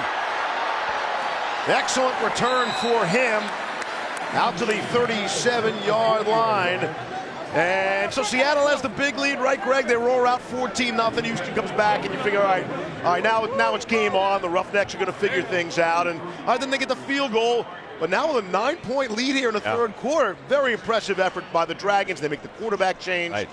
They don't look like a 1-3 team here today. No, against the best team in the league. Yeah, playing really well and taking advantage of mistakes. I mean, that's the biggest thing in this league so far in the first half of the season. If you make mistakes, it's really tough to win. And PJ Walker so far, uncharacteristically, has made a couple mistakes. He got stripped early, threw a pick right to Myers a second to go. So not the PJ Walker we're used to seeing. Right back at it, and you heard Walker say, hey, we can score 14 points in a minute. It's James Butler out of the backfield for the gain of 12 yards on the play. Bunch left, 61 Georgia, Z Dig. Georgia, Z Dig. 61. So the Z is right at the point here. Expect him to run a curl route right here. See if they can take advantage of that bunch again. Flags come in. False start. offense, number 74. 5-yard penalty, first down. P.J. Walker just has not turned the football over. A touchdown to interception ratio of 12-2 coming in. Today he throws the interception and fumbled on the sack. Hey, we got 80 on 2-2, ready? I mean, Houston's the team that turns everybody else over, turning over Dallas 5 times a week ago.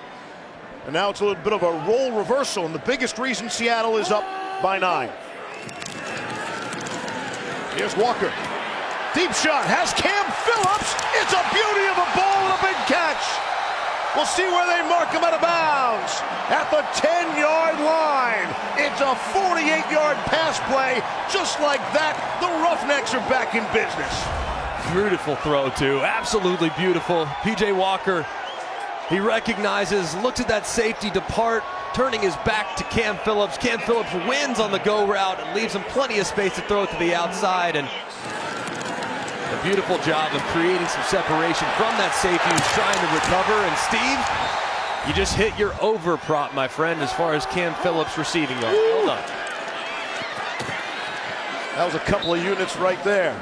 First down and goal, it's Walker. But how about the confidence after the pick? You saw it on the sideline.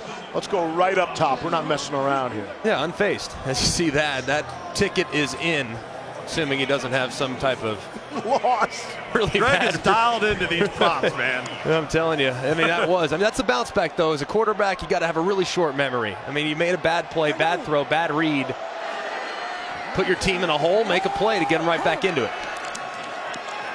On the ground, here's Butler. Wow, all sorts of time. He does a pirouette into the end zone. Touchdown and right into the crowd. The man can read the sign. Touchdown, James Butler and the Roughnecks. And back and forth we go, and look out for that over-under number as well. Houston's going for 3, guys. Houston's going for 3. Let's go trips left. Trips left. 80 Z fade, divide. 80 Z fade, divide.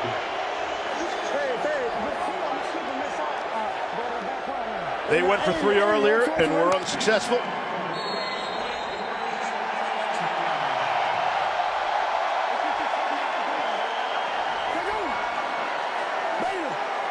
You hear that divide concept, makes you think you're going to work these 2 guys. One's going to run a corner, one's going to run a post. Expect him to work play side. From the 10 for the tie. Walker back of the end zone, too high for Nick Holley. Could only get one hand on it. And Seattle will keep that field goal lead with 7 minutes to play in the third. Better decision to go with a little bit of a double post concept on the divide that time. A little bit of a change up from the terminology I'm used to, but a pretty good throw, and one you would think Holley might be able to bring in if it was just a little bit more out in front. Diana. Hey guys, I'm here with James Butler, walking back towards the bench, catching his breath. So I have so many questions to ask you about how you're getting into the end zone, but really I want to know about the crowd jumping. What's the thought process here? Why do you do it? I mean, I heard Houston hopped the first week, and I don't know, you see how lively they are. We do this for them, do this for the H. James, it sounds like you're addicted to the likes. You just like giving the crowd what they like to see out Exactly, we out here for entertainment, it's fun, we playing a child's game. You done for the day? Nah. 0-0 left on that clock in the fourth quarter, we not done. We still got some playing left to go, we got it. Guys. Seattle back to the offense with John Santiago, trying to make a few people miss. Wrestled down at the 23-yard line, and that's where the Dragons will take over. American Idol is the #1 most social show and Sunday's #1 series. With Hollywood Week right around the corner, these Idol hopefuls are giving it all they've got. American Idol, new tomorrow at 8, 7 Central, right here on ABC. In a field goal game, just as you would have scripted it. As we halfway through this third quarter. And the Dragons looking for more with B.J. Daniels. Little stiff arm. Won't get back to the line of scrimmage. Dietrich Nichols made sure of that, loss of 2. Be careful with that stiff arm. That's your throwing hand. Don't put it up into the face mask. That's very dangerous. I understand, I appreciate wanting to be physical, but all it takes is your finger to slip into that face mask a little awkwardly, and your day might be done. So that's some strength there. that was a lot of strength. But again, Keenan Reynolds is the backup. Brandon Silvers is inactive today for the Dragons. 2nd and 12. Jaquan Gardner picked up a yard. Gabe Wright stopped him at that point. It's 3rd and really long. Doggett trips. Okay, here we go. 11 personnel. Trips right. 21 ace. Candy bingo. Back, you got a flat. Check flat. Trips right. 21 ace. Candy bingo. Come on. Candy bingo. Candy bingo. It's getting loud down here, guys. B.J. Daniels is having a hard time hearing that call. Jim Zorn's going to call timeout. No way they got that off. They did get the timeout, apparently. Timeout. Seattle. Their 2nd and final timeout of the half. And so 30-second Seattle has timeout. spent both of their timeouts now. They got to figure out a way to get that communication more seamlessly. Zorn not calling the play until 17 seconds. Got to be faster for their quarterback, especially when it's loud. All right. Candy bingo. All right. Let's run it. All right. Let's run it. Hey, go get it. Go get it. You run your route, Zoe. Be disciplined, Zoe. All right. They're going to throw it, guys. They're going to go with the concept Candy Bingo. Go hard. Should Keep be your a eyes concept up. on either side. And they're going to have a back into the flat. This is the original call that he wanted to call before he called timeout. His last little bit of information was talking to Alonzo Moore, number 1, who'll be lined up at the bottom of your screen. Makes you think he might be the guy that they're probably going to be looking in the direction of. Here he is, matched up. What appears to be maybe a one-on-one situation. 3rd and 11. Just rushing 4. Trying to go to the quick slant to Alonzo Moore. Ajane Harris was with him, and he was with him too soon. The flag comes in. 2 flags now. Moore popped right up looking for the laundry. Pass interference. Defense, number 27. The ball will be placed at the spot of the foul. Automatic first down. And a good call by the officials. A lot of contact. You see Harris's left arm reaching and grabbing the shoulder of Alonzo Moore.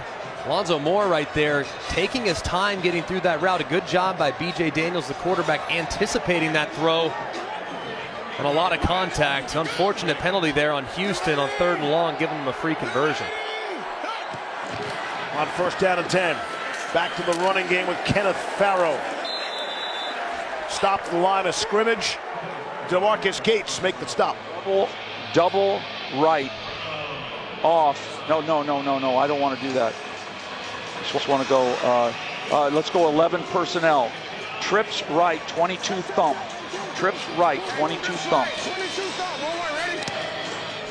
22 makes you think a run to the right. Even being to the right, odd being to the left. Farrow will stop and start in all sorts of trouble. Lucky to get back to the line of scrimmage. Kashad Lyons was first there.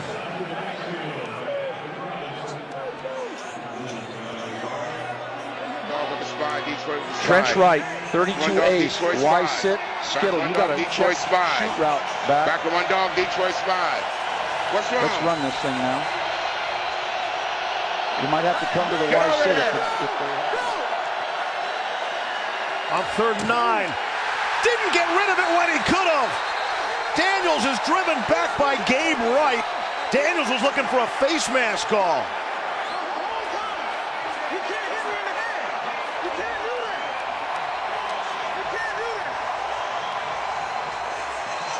And the Roughnecks, who have been great at rushing the passer and sacks and hits on the quarterback, come up with a big defensive play there. And I don't know how you block this, because you have 2 defensive linemen slanting inside, and then Gabe Wright coming all the way around on the loop. How about this game? You got to be quick and athletic. Obviously, the Dragon offensive line unable to pass it off, and the Auburn Tiger gets home for the sack. Here's Brock Miller. Gets it away. Short kick. Sam Mobley will let it bounce, and he'll just leave it there. And they'll get the football. Houston will at the 26. And if you look at it, it's really been about a couple mistakes by the Roughnecks. Right there, sack, fumble, setting up the Dragons in key field position. They cash in a couple plays later on the quarterback sweep. And then later in the game, P.J. Walker throwing an easy interception to Myers as he drifted out underneath it. Same exact offensive play. Better defended that time, but the same result. So it's really been all about Houston mistakes offensively, giving the Dragons great field position and the Dragons taking advantage of that sudden change opportunity. Seattle scoring drives of 18 yards and 1 yard, in addition to a 54-yard drive as well. Nick Holley, the reception, down to Diana. Hey, Steve, Gabe Wright is the leader of this defense. He's vocal, and the crowd here has been going wild. But for you, the quarterback was saying your hands were all up in his face. How'd you see it? Be careful out there. Grown men out there, you know. Protect yourself at all times. That's all I got to say. You thanked your teammates for helping you out there. You said you couldn't do that without their protection. Absolutely, man. We scored. We on kickoff. I got a D lineman running down on kickoff, making a play behind the 20. That excite me. That get me going. Guys. Gabe Wright was a fourth-round pick of the Lions in 2014. Cam Phillips has first down yardage, 15 yards on the other end of that P.J. Walker pitch. Greg, that's another example of PJ doing a great job in that sprinkler look, left to right, coming back to the deep dig to Cam Phillips. Yeah, just visualize a sprinkler in your front yard, and it just click, click, click, click. You're just going through your progressions from left to right or from right to left. Very easy, pure progression for the quarterback. Approaching midfield with Andre Williams. 2 minutes to play here in the third quarter. Seattle, bit of a surprise with a 3-point lead here. Let's go bunch right, 81X Indy, give him a 9, and I want switch corner on the backside, switch corner. So you just drive it straight up, 14. If you come backside, work short to deep.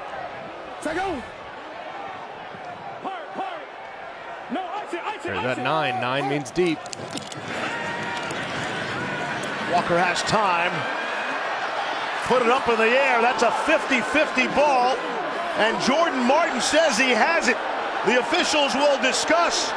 Still waiting for a signal from the two officials. And they're going to say incomplete. And the pass out of bounds. Man. Nearly a third turnover for P.J. Walker. It was really close, too. You see that left foot in bounds. Wow. A pretty great effort there defensively by Jordan Martin. Does he secure the ball while that foot's on the ground? So you had him out of bounds when he caught it. Trey, you there? I'm with you, Celine. So the defender gets possession of the ball, foot down, and maintains control throughout the process. This is an interception. Okay. So let me get you a spot. Can you bring the program up? Okay, thank you. We're going to put it at the 27, and it'll be first down. Seattle. Okay, so the defender completed the process of the catch, maintained firm control throughout the catch. Right. And, okay. Got it. Thank you. Yeah. After further review, the defender completed the process of the catch and maintained firm control all the way to the ground. It'll be Seattle's ball, first down. Wow, how about that turn of events? Third turnover of the day for P.J. Walker.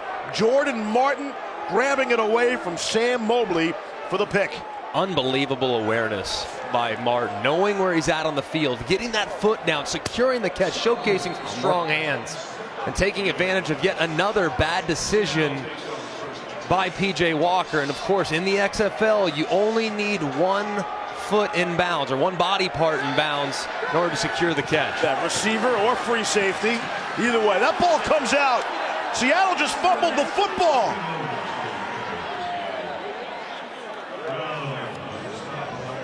Trey Williams able to recover his own fumble. Diana. Hey guys, I'm here with P.J. Walker, who's on the phone right now with his OC, going over things that he needs to make adjustments to, and he keeps saying to him, I got to do better, I got to do better, I got to make better decisions. He's listening right now. He's wrapping up the phone call, but I'm going to send it back to you guys. Come back down, I'll let you know what he learned. All right, Diana. See if he turns into Superman. Come out of the phone booth. Flags fly. Daniels in some trouble. High pass, put his tight end Colin Jeter in a tough spot. He had to reach up and grab it. Charles James made the hit. Diana. All right, so you just talked to your coach. What are you guys doing, or what changes do you want to make going forward now? For me, just complete the ball. Just get the ball in my receiver's hand. Get some better throws out there.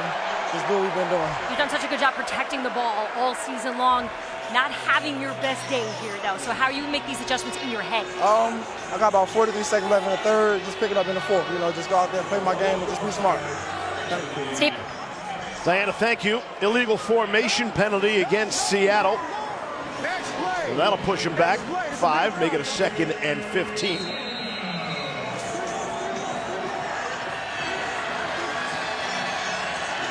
Actually, the penalty was declined. So they'll make it 3rd down instead. 3rd and 7. Seattle running up to the ball with 27 seconds left in the quarter and 7 on the play clock. They don't have any timeouts. They got to hustle. 1 second. Just got it away in time. Daniels trying to make some people miss. And he'll be dropped at the 29-yard line. Cody Brown, the hitman for Houston, makes the tackle. And that will be the final play of the 3rd quarter. Seattle gets the amazingly athletic interception for the turnover and then can't do anything with it. As they go 3 and out, Houston's going to get the football back in a 9-point game as we get ready for the 4th quarter. 3-point game, I beg your pardon.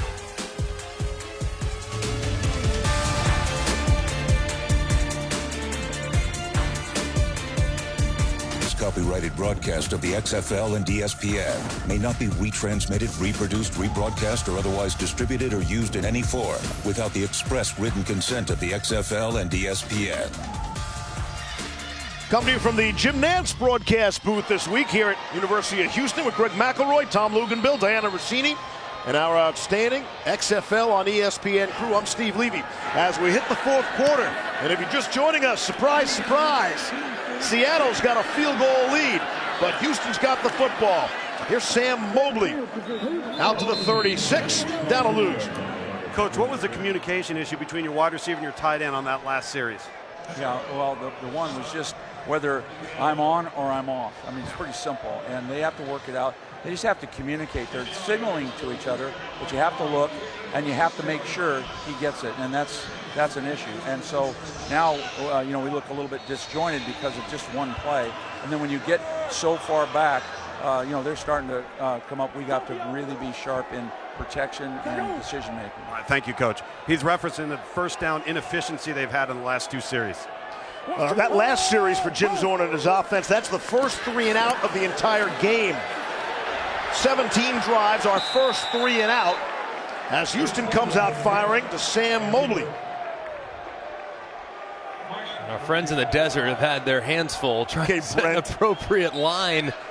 It really has been amazing. I mean, all over the place. Seattle, though, amazingly enough, with the lead, still an underdog. Right. Seattle's been a huge under team this season. Houston's been a massive over team this season. And that over-under, the total, is still very much in question. 2nd down and 4. Here's Khalil Lewis, has the first down, approaching midfield.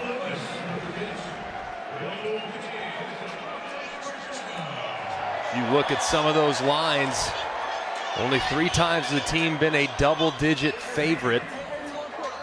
Seattle's been the last 2. The line in this game was all over the place. I saw it as high as 13.5 in some places. Hovered around 12 and then 12.5, and then just prior to kickoff, it went tucked under to 11.5 points. And Seattle's winning this game outright right now. Seattle money, what was the Seattle money line? Anybody give me that information? +3 something, right around there. Because that's where you're really having a good time right now. Who needs the points? Seattle money line at +380. You're thinking, give me some of that. It's a big return, and the late money coming in on Seattle, though. I mean, it's really, they have played better, and they showed life last week in the second half. So I'm not surprised to see this thing close here in the 4th quarter. Here's Walker throwing. It's Mobley again. Got the first down. And, of course, you know, these players, these Dragons would like a little bigger paycheck as well. $100,000 on the line, split amongst the active roster every week if you win your game. A true bonus for winning. I mentioned the rosters. They got 52-player rosters for the last week. Starting next week, each team will get to add 5 more players. Still 46 active, but you have a 57-player roster beginning with week 6. Quick throw off the fingertips of Raheem Malone. Left up, trips left up. 12, Detroit, prop dog, trips left up. Trips left up. 12 QB draw, Detroit, dog prop. 12 QB draw. 12 QB draw. Got a clock. Hey, express.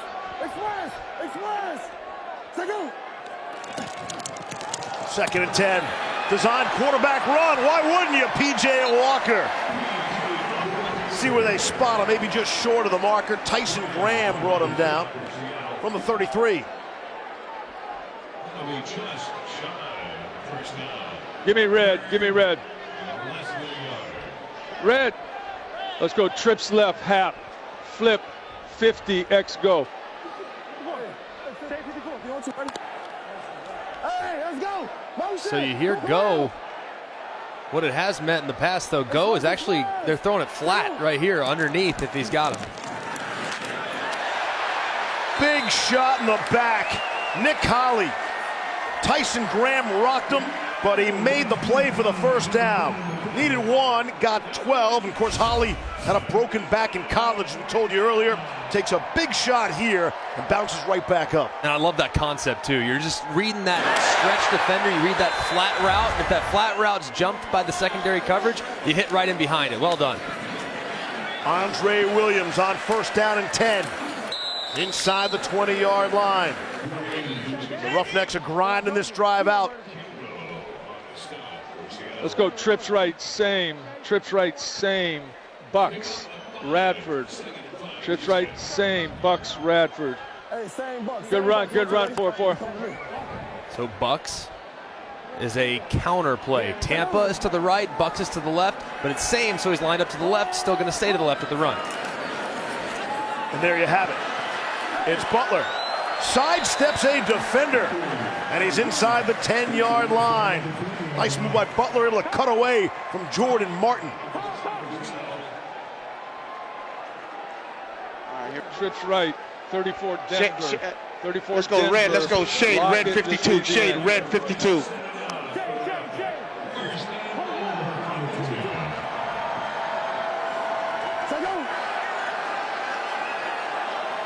First and goal from the 10. For the running game, James Butler down to the 5. What if I told you Houston's never led in this game? Trailed 14-0, trailed 23-14. The mighty Roughnecks, the only undefeated team in the XFL at 4-0. Number 1 in the McElroy power rankings, if you will. Against the downtrodden Dragons of Seattle at 1-3. And yet Seattle's led the game the whole way. I just want a producer credit right there on the 30 for 30. Can we make that happen? Get that. P.J. Walker, back of the end zone, juggled and dropped. Khalil Lewis off his fingertips.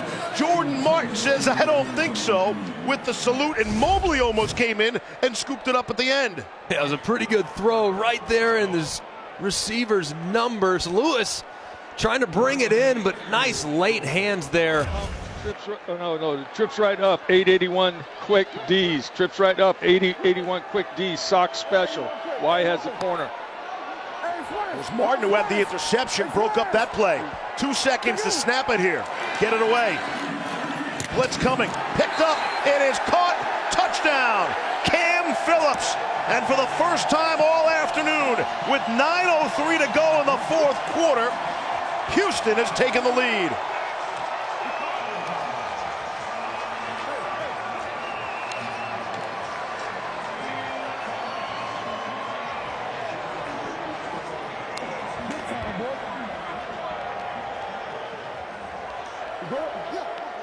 Cam Phillips, his 8th receiving touchdown.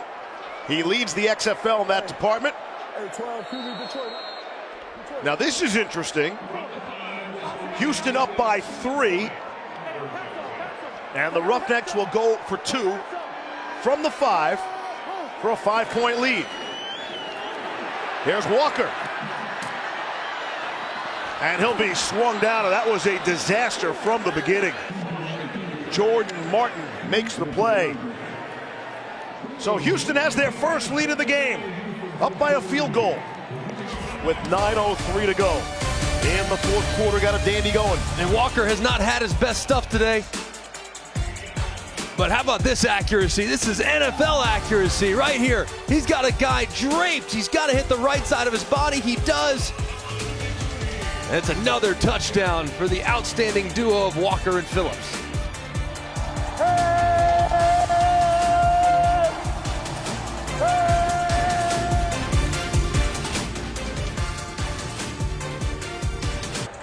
All right, back here with Houston Roughneck quarterback P.J. Walker. Well, last time we talked here on the sideline, you said it was on you, and you needed to make the changes. You just did that, was able to throw a touchdown. What adjustment did you make?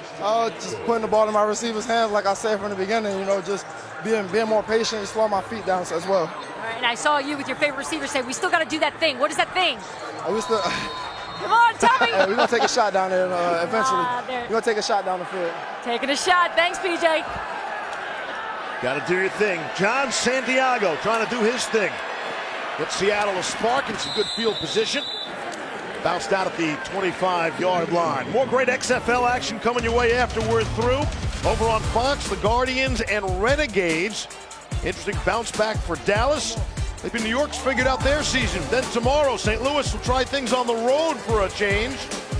See if DC has figured out their game after losing the last 2 on the road. Then the Vipers and the Wildcats, the nightcap from Los Angeles. You can go to www.xfl.com/tickets to purchase tickets to any XFL game. Quan Gardner for a loss. Corey Crawford made sure of that.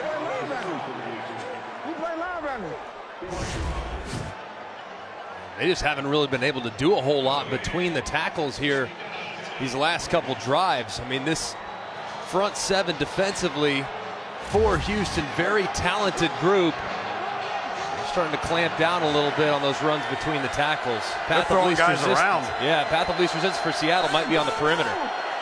2nd and 10 now. Here's Daniels underneath to Ruben Muela. His first grab. Okay, let's go 11 personnel. I want to go double right, 21 ace, 9er, follow. Double right, 21 ace, 9er, follow.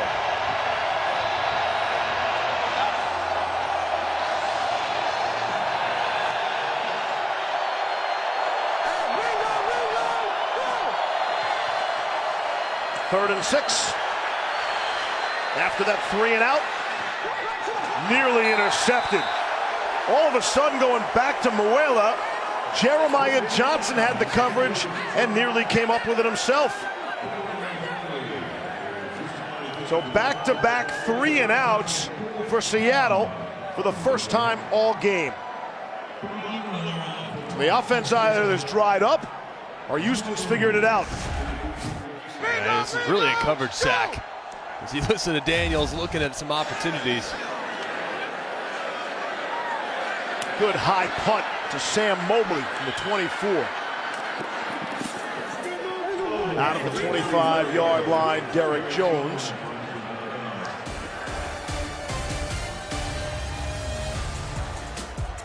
ESPN's presentation of the XFL on ABC will return after this message and a word from our ABC stations.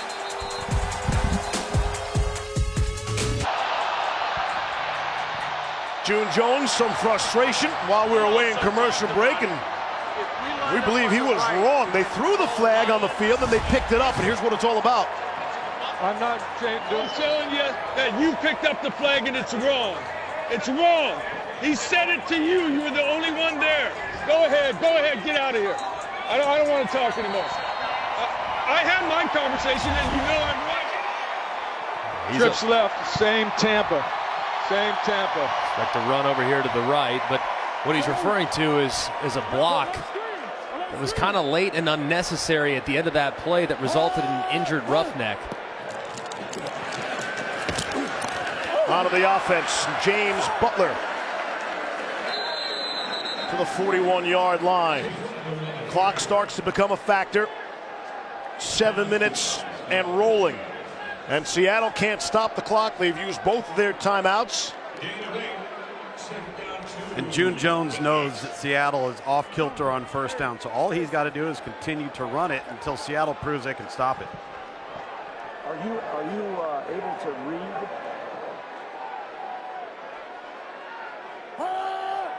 Second and 2, so you have to take a shot here. Indeed he does. Walker wants his man, Sam Mobley. And he's got him. The catch at the 33 of Seattle, gain of 25. Just an outstanding throw here from P.J. Walker. He sees that corner, Alston for Seattle, peeking inside. He knows he's got a chance over the top. And he drops it in the bucket beautifully. Mobley's kind of turned into, in Sammy Coates' absence, Mobley's turned into a guy that they can clearly rely on as what is an already deep receiver core gets a little deeper. Cam Phillips kind of like a decoy. That pass poorly thrown by Walker. Raheem Malone could not come back and make the catch. Give me red. Let's go stack right, 590 Nebraska. Stack right, 590 Nebraska.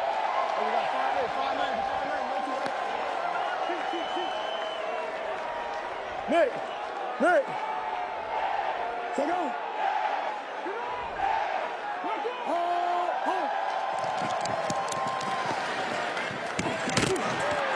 Walker zips that one in there to Cam Phillips. Very close to the first down. They're going to move the sticks.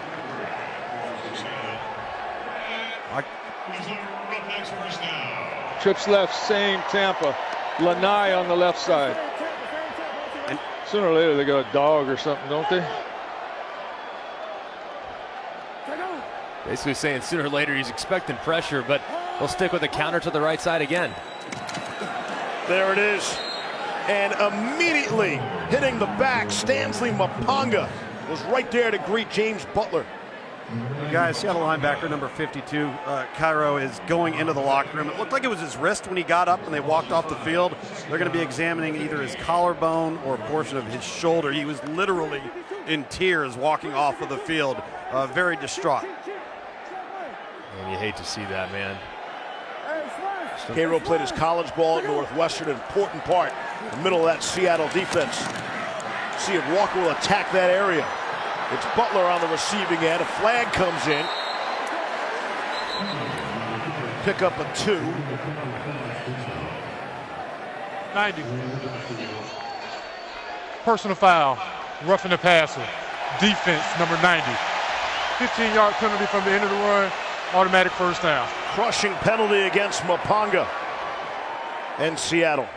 You just can't do that. I mean, as you see Walker, and he sold it a little bit. He absolutely sold it a little bit, but the correct call. Bunch left, 34 Denver, Sacramento. Really late.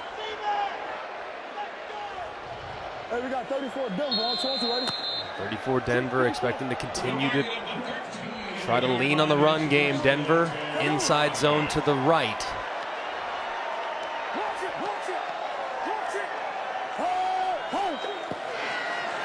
Andre Williams time for the Roughnecks. Jordan Thompson, the tackle for Seattle.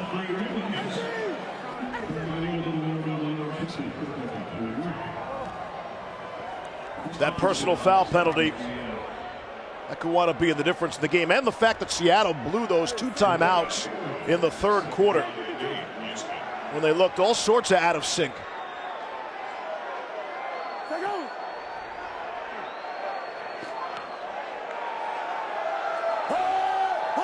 Walker melting that play clock all the way down. Wants to throw for it, steps up and fires. It's Phillips Down by the goal line and in. Touchdown, Roughnecks.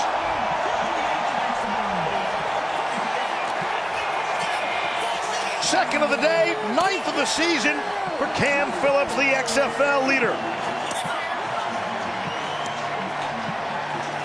You see Maponga, and he knows that's on him for the personal foul. Yeah, and you see Phillips right here working on the right side of your screen. Just finding a lot of cushion there in the middle of the defense. That sprinkler read over and over again. You see his eyes left a whole time. Phillips is his outlet, and he finds him right over the middle. And a lot of people breathe a sigh of relief seeing the Houston Roughnecks going for only one as opposed to the three, knowing what could have changed hands with a successful conversion. From the 2 for 1 point. Would make it a 10-point game and a 2-score game, and won't get anywhere close to that. Jordan Thompson the stop on Andre Williams. Dan Morrison is the man who makes the call for the Houston Roughnecks on that. Morrison, who June Jones said is the smartest guy he knows, will tell Jones in advance of the series possession that should they score a touchdown, this is what we're going to do. And June said he just believes anything he has to say. So they knew long in advance they were only going to go for one there. And still, obviously, only a 9-point game, 328, one of the improved rules of the XFL. Still a one-possession game, touchdown and a 3-point conversion. And Seattle can tie this thing and potentially force the XFL's first overtime. Diana. Head down here with Cam Phillips. Cam, there's no one that celebrates your touchdowns more than your quarterback. Last week, though, a little bit of a down game. Today, you're back and you're alive. What are you doing different today? I'm just trying to let the game come to me. We did a great job picking the energy up. And I just understood, getting down how we were, that some plays were going to have to be made. So I just try to keep my composure all game. Thanks, Steve. Santiago up the middle, out to the 31-yard line. Walker and Phillips, they got to do their thing for the second time. Having a good old time here.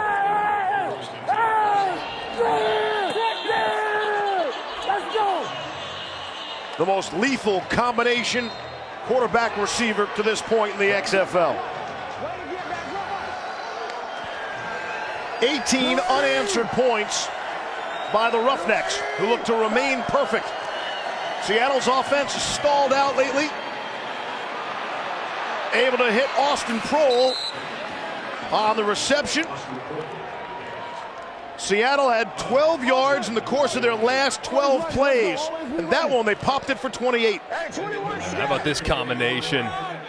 Cam Phillips, if anybody is in the mix with PJ Walker for the MVP vote, Cam Phillips might be there at wide receiver, Jordan Ta'amu in St. Louis, but those two, man, so lethal throughout the first half of the season. It's Prohl again. Now they're going to say incomplete. Say the ball hit the ground. 21 scat, Hank. Trips right, Beta. 21 scat, Hank. Anchor curl route, so expect him to. Daniels throwing off the fingertips of Keenan Reynolds.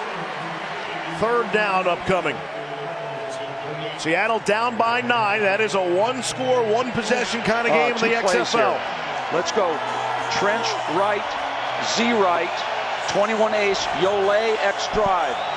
Trench right, Z right, 21 ace, Yole. Biggest crowd of the season here in Houston for the 4-0 Roughnecks, getting loud. Obvious 4-down territory. Daniels wanted to run with it. The ball came out, and Houston says they have it. You off. DeMarcus Gates, the bottom of the pile. Back out. I got him. Back Let's see who's got it. Hey, you're out.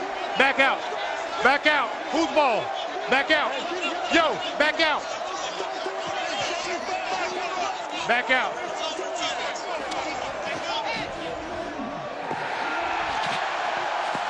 Flags come in.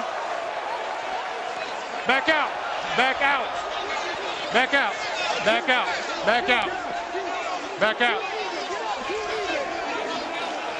Nobody's letting go that ball, fellas. Back out. Back out. Back out. Back out. Get your teammates and back them out. Get your teammates and back them out. Who else? DeMarcus Gates. All right, what's the foul? What's the foul? Gets the turnover on the fumble by Daniels. And they're in the crowd here in Houston.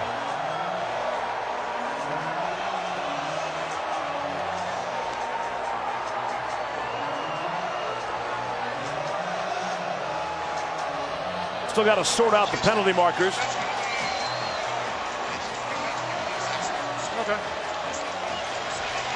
See if they add some time back, maybe. We're at the 2-minute warning, officially. 1:58 left. Okay, did you say 47? 47, 40, no, we only got 4 to 1. 47 and 22. 47 is disqualified. It's something that happened on the The ruling on the field is a fumble recovered by the defense. The Houston's ball, first down. After the play, personal foul, recovering team, number 47 for Houston for throwing a punch. He's disqualified. After the play, unsportsmanlike conduct of Houston, number 22, for pulling players off the foul. That's his first unsportsmanlike conduct foul. The Houston, only one foul will be enforced, 15 yards. Houston's ball, first down. Gates is going to keep that football, but he's not going to be able to stick around. And watch the final 2 minutes. Roughnecks ball in every way possible.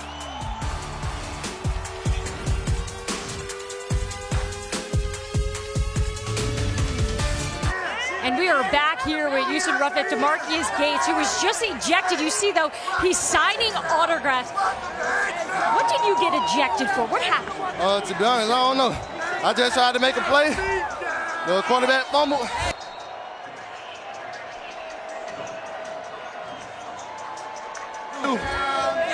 He doesn't know. Looks like you can see in the pile there was a punch thrown in a dangerous prone position. Gates has been so important in the last 3 victories. Key turnovers. He recovered that fumble that should, in essence, be able to seal the deal for Houston, especially with Seattle out of timeouts. And we're under 2 minutes to play. With the timing rules, though, they do have to get a first down in order to ice this game completely. Because under 2 minutes, right, you have a 5-second stoppage after the ball is spotted before they run the play clock. So essentially, on every snap, you can take 20 seconds off. So they still need another first down to get this thing home. And they're still throwing. Walker. And they're going deep. Why wouldn't you? Cam Phillips thinking about a hat trick. In the NFL, you could run about 2 minutes off the clock if the other team didn't have any timeouts. But here in the XFL, you can only take about a minute off because of those timing rules you spoke of. But again, Seattle's out of timeouts. Those are long Trips gone. Left, 32 Detroit, but it's 3rd and 10. Trips left, 32 Detroit. Dog. If they can hold, Seattle should get one more shot with the ball. It's never over in the XFL. Unless you are over, which we are in this game.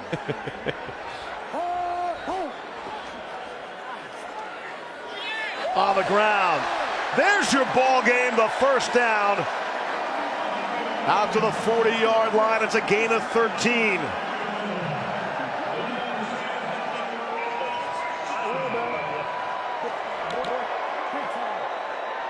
And the Roughnecks will take their sweet time now. Over on the sideline here with June Jones and Chris Miller, one of their offensive guys, used to play for June Jones. He said, we got to get this thing to 1 minute. We get it to 1 minute, we're good. That's why they took the shot 2 plays ago. Houston 8 of 10, Luke's, on 3rd down conversions. I mean, not a bad day. 80%. You're going to win every game like that. Yep. You're staying on the field. You're keeping the other team's defense on the field. Houston will spend a timeout. Let's go Bob Marley. Okay, and just understand, just don't take a sack. You know, if they do try to go 4-2 dog, you're probably going to have time. Just buy it and take a shot up on top. Okay, just know the free one's going to be off this side, right? Okay. All right. Dan.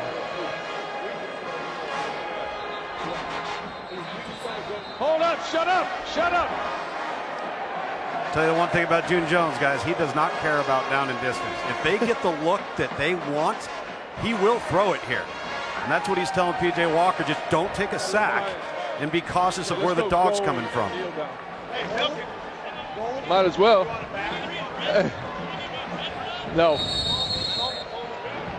We're just kneel down. P.J. said, you want me to throw it? He said, might as well. Trips left up.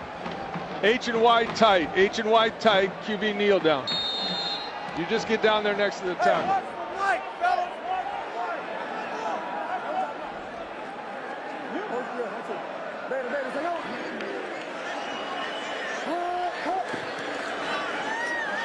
The kneel down and victory formation for Houston. Hey, Greg, I think Seattle can't wait to get home. Strong second half last week. Great effort here today. Had to lead the entire game, but they look forward to getting some of that St. Louis kind of home field advantage. They were successful at home. The road has not been good to them, but they will be at home for their next two games against Los Angeles and New York. Both very winnable games at home for the Dragons. Absolutely. And the West right now, Landry Jones being out for Dallas. I mean, Houston's clearly the class of the West right now, but the West very much open. If you're trying to secure one of those playoff spots, a couple wins at home can go a long way to getting you where you need to go. So Seattle very much alive as we're at the midway point here, even though they're only going to be heading their to 1-4 record overall. The Roughnecks are going to go to 5-0, and they'll be in New York to take on the Guardians. We'll see you for that game from MetLife Stadium next Saturday here on ABC at 2 p.m. Eastern. Hey, express. Second. Another kneel down. This is going to be interesting. They're going to get it with about 4 seconds left. It's 4th down. So technically they will have to snap the ball, but what you do in this situation, you run a play called Rambo Airball. You essentially have one receiver on the field. You run him on a vertical go route. The quarterback has to roll to his right where they're very, very well protected. He throws it as high as humanly possible, and basically you take an essentially an intentional grounding. You just go in the shotgun. Go in the shotgun. See how he explains it here. Hey, PJ, throw it over their bench.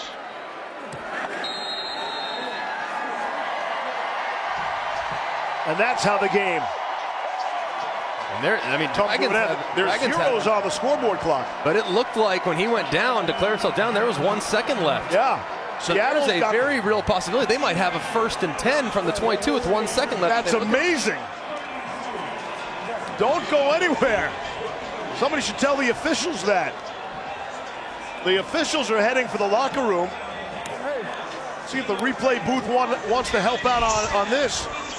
And look, the 4-3 down right there. 2 seconds left. We appreciate you doing that. The 20-yard line. Oh, this is unbelievable. This is insane. Somebody's got to go get the officials. What's your name? Nice to meet you. This is unbelievable. Clearly 2 seconds are left in this game.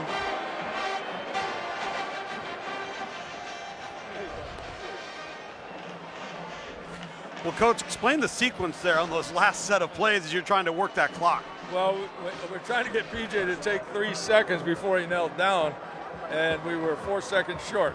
Well, I heard you tell him throw it up and high into the Seattle bench. The bench, that's what I said. But we hadn't worked on that, but I just figured that if we just took the ball and airmailed it, the game would be over. So, but it ended.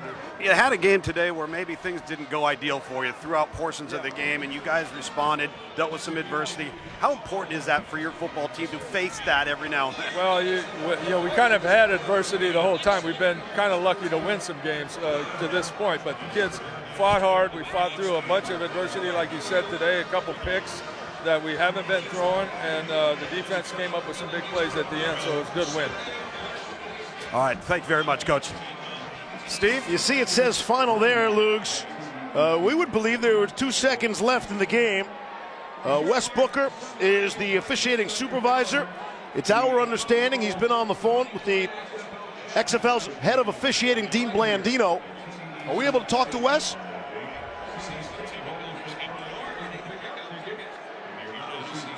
They're still in communication. Where'd you have the ball, Greg, with at about the 21-yard line. That's where PJ went down to a knee.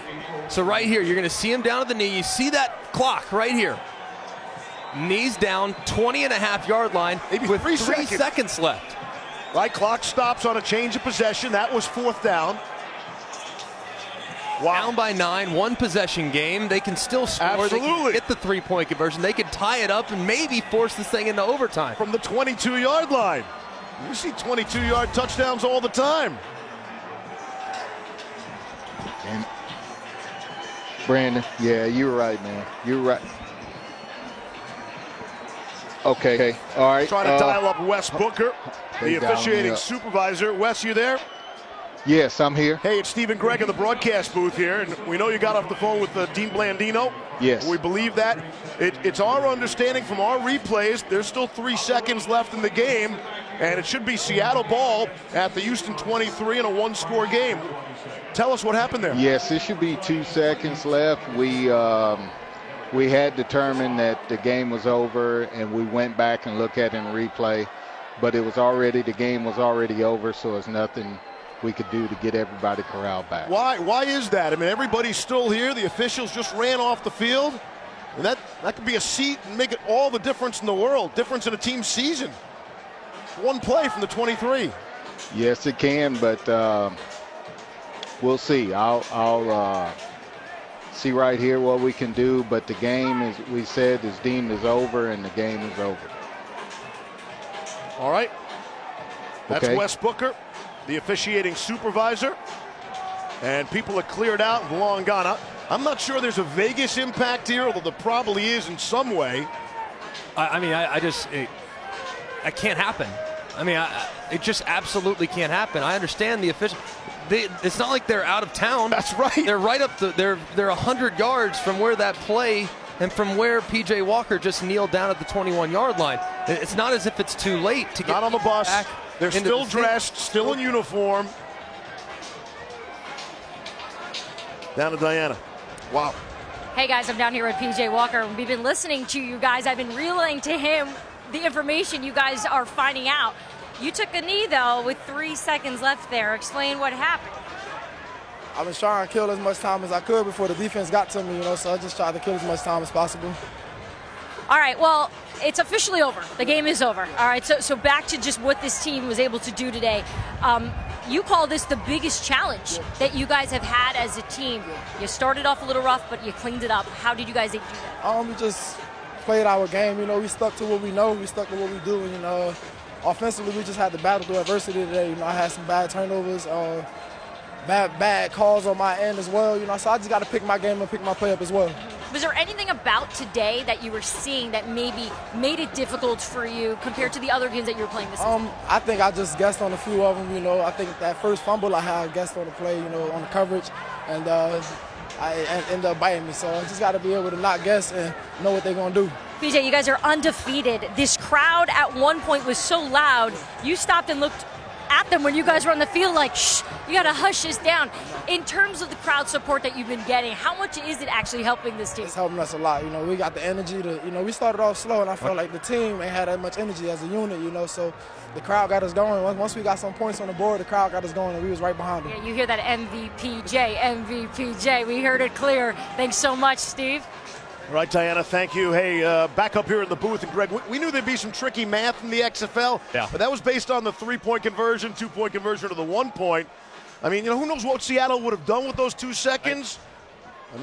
Then we should still be playing football here, or at least had one more play. It's inexcusable. That can't happen. And the XFL has been so universally just applauded for the changes in the implementation of some of the new rules, very transparent, and they'll hone up to this, but this can't happen. There's 2 seconds left on the game, and Seattle should have an opportunity at the 21-yard line to go in. Now, there might be a 0.1% chance that they complete a ball in the end zone, score a touchdown, and then maybe even a smaller chance of that by tying a 3-point conversion on top of it, but this can't happen. The game cannot end like this when there's still 2 seconds left. And everybody's still here. Everybody's still dressed. All the officials still dressed. Would not have been that difficult to get everybody back on the field. This will reverberate around the XFL for tomorrow and certainly the week to come. Yeah, and it's another thing too. The math is imperfect. It's very difficult to kind of think about. Okay, well, he should have just thrown it over but the reality is this. I don't care how far the officials are, unless they're at Bush Airport or at Houston Hockey, they can still get back out there in uniform and finish this game appropriately, because right now it's unfinished.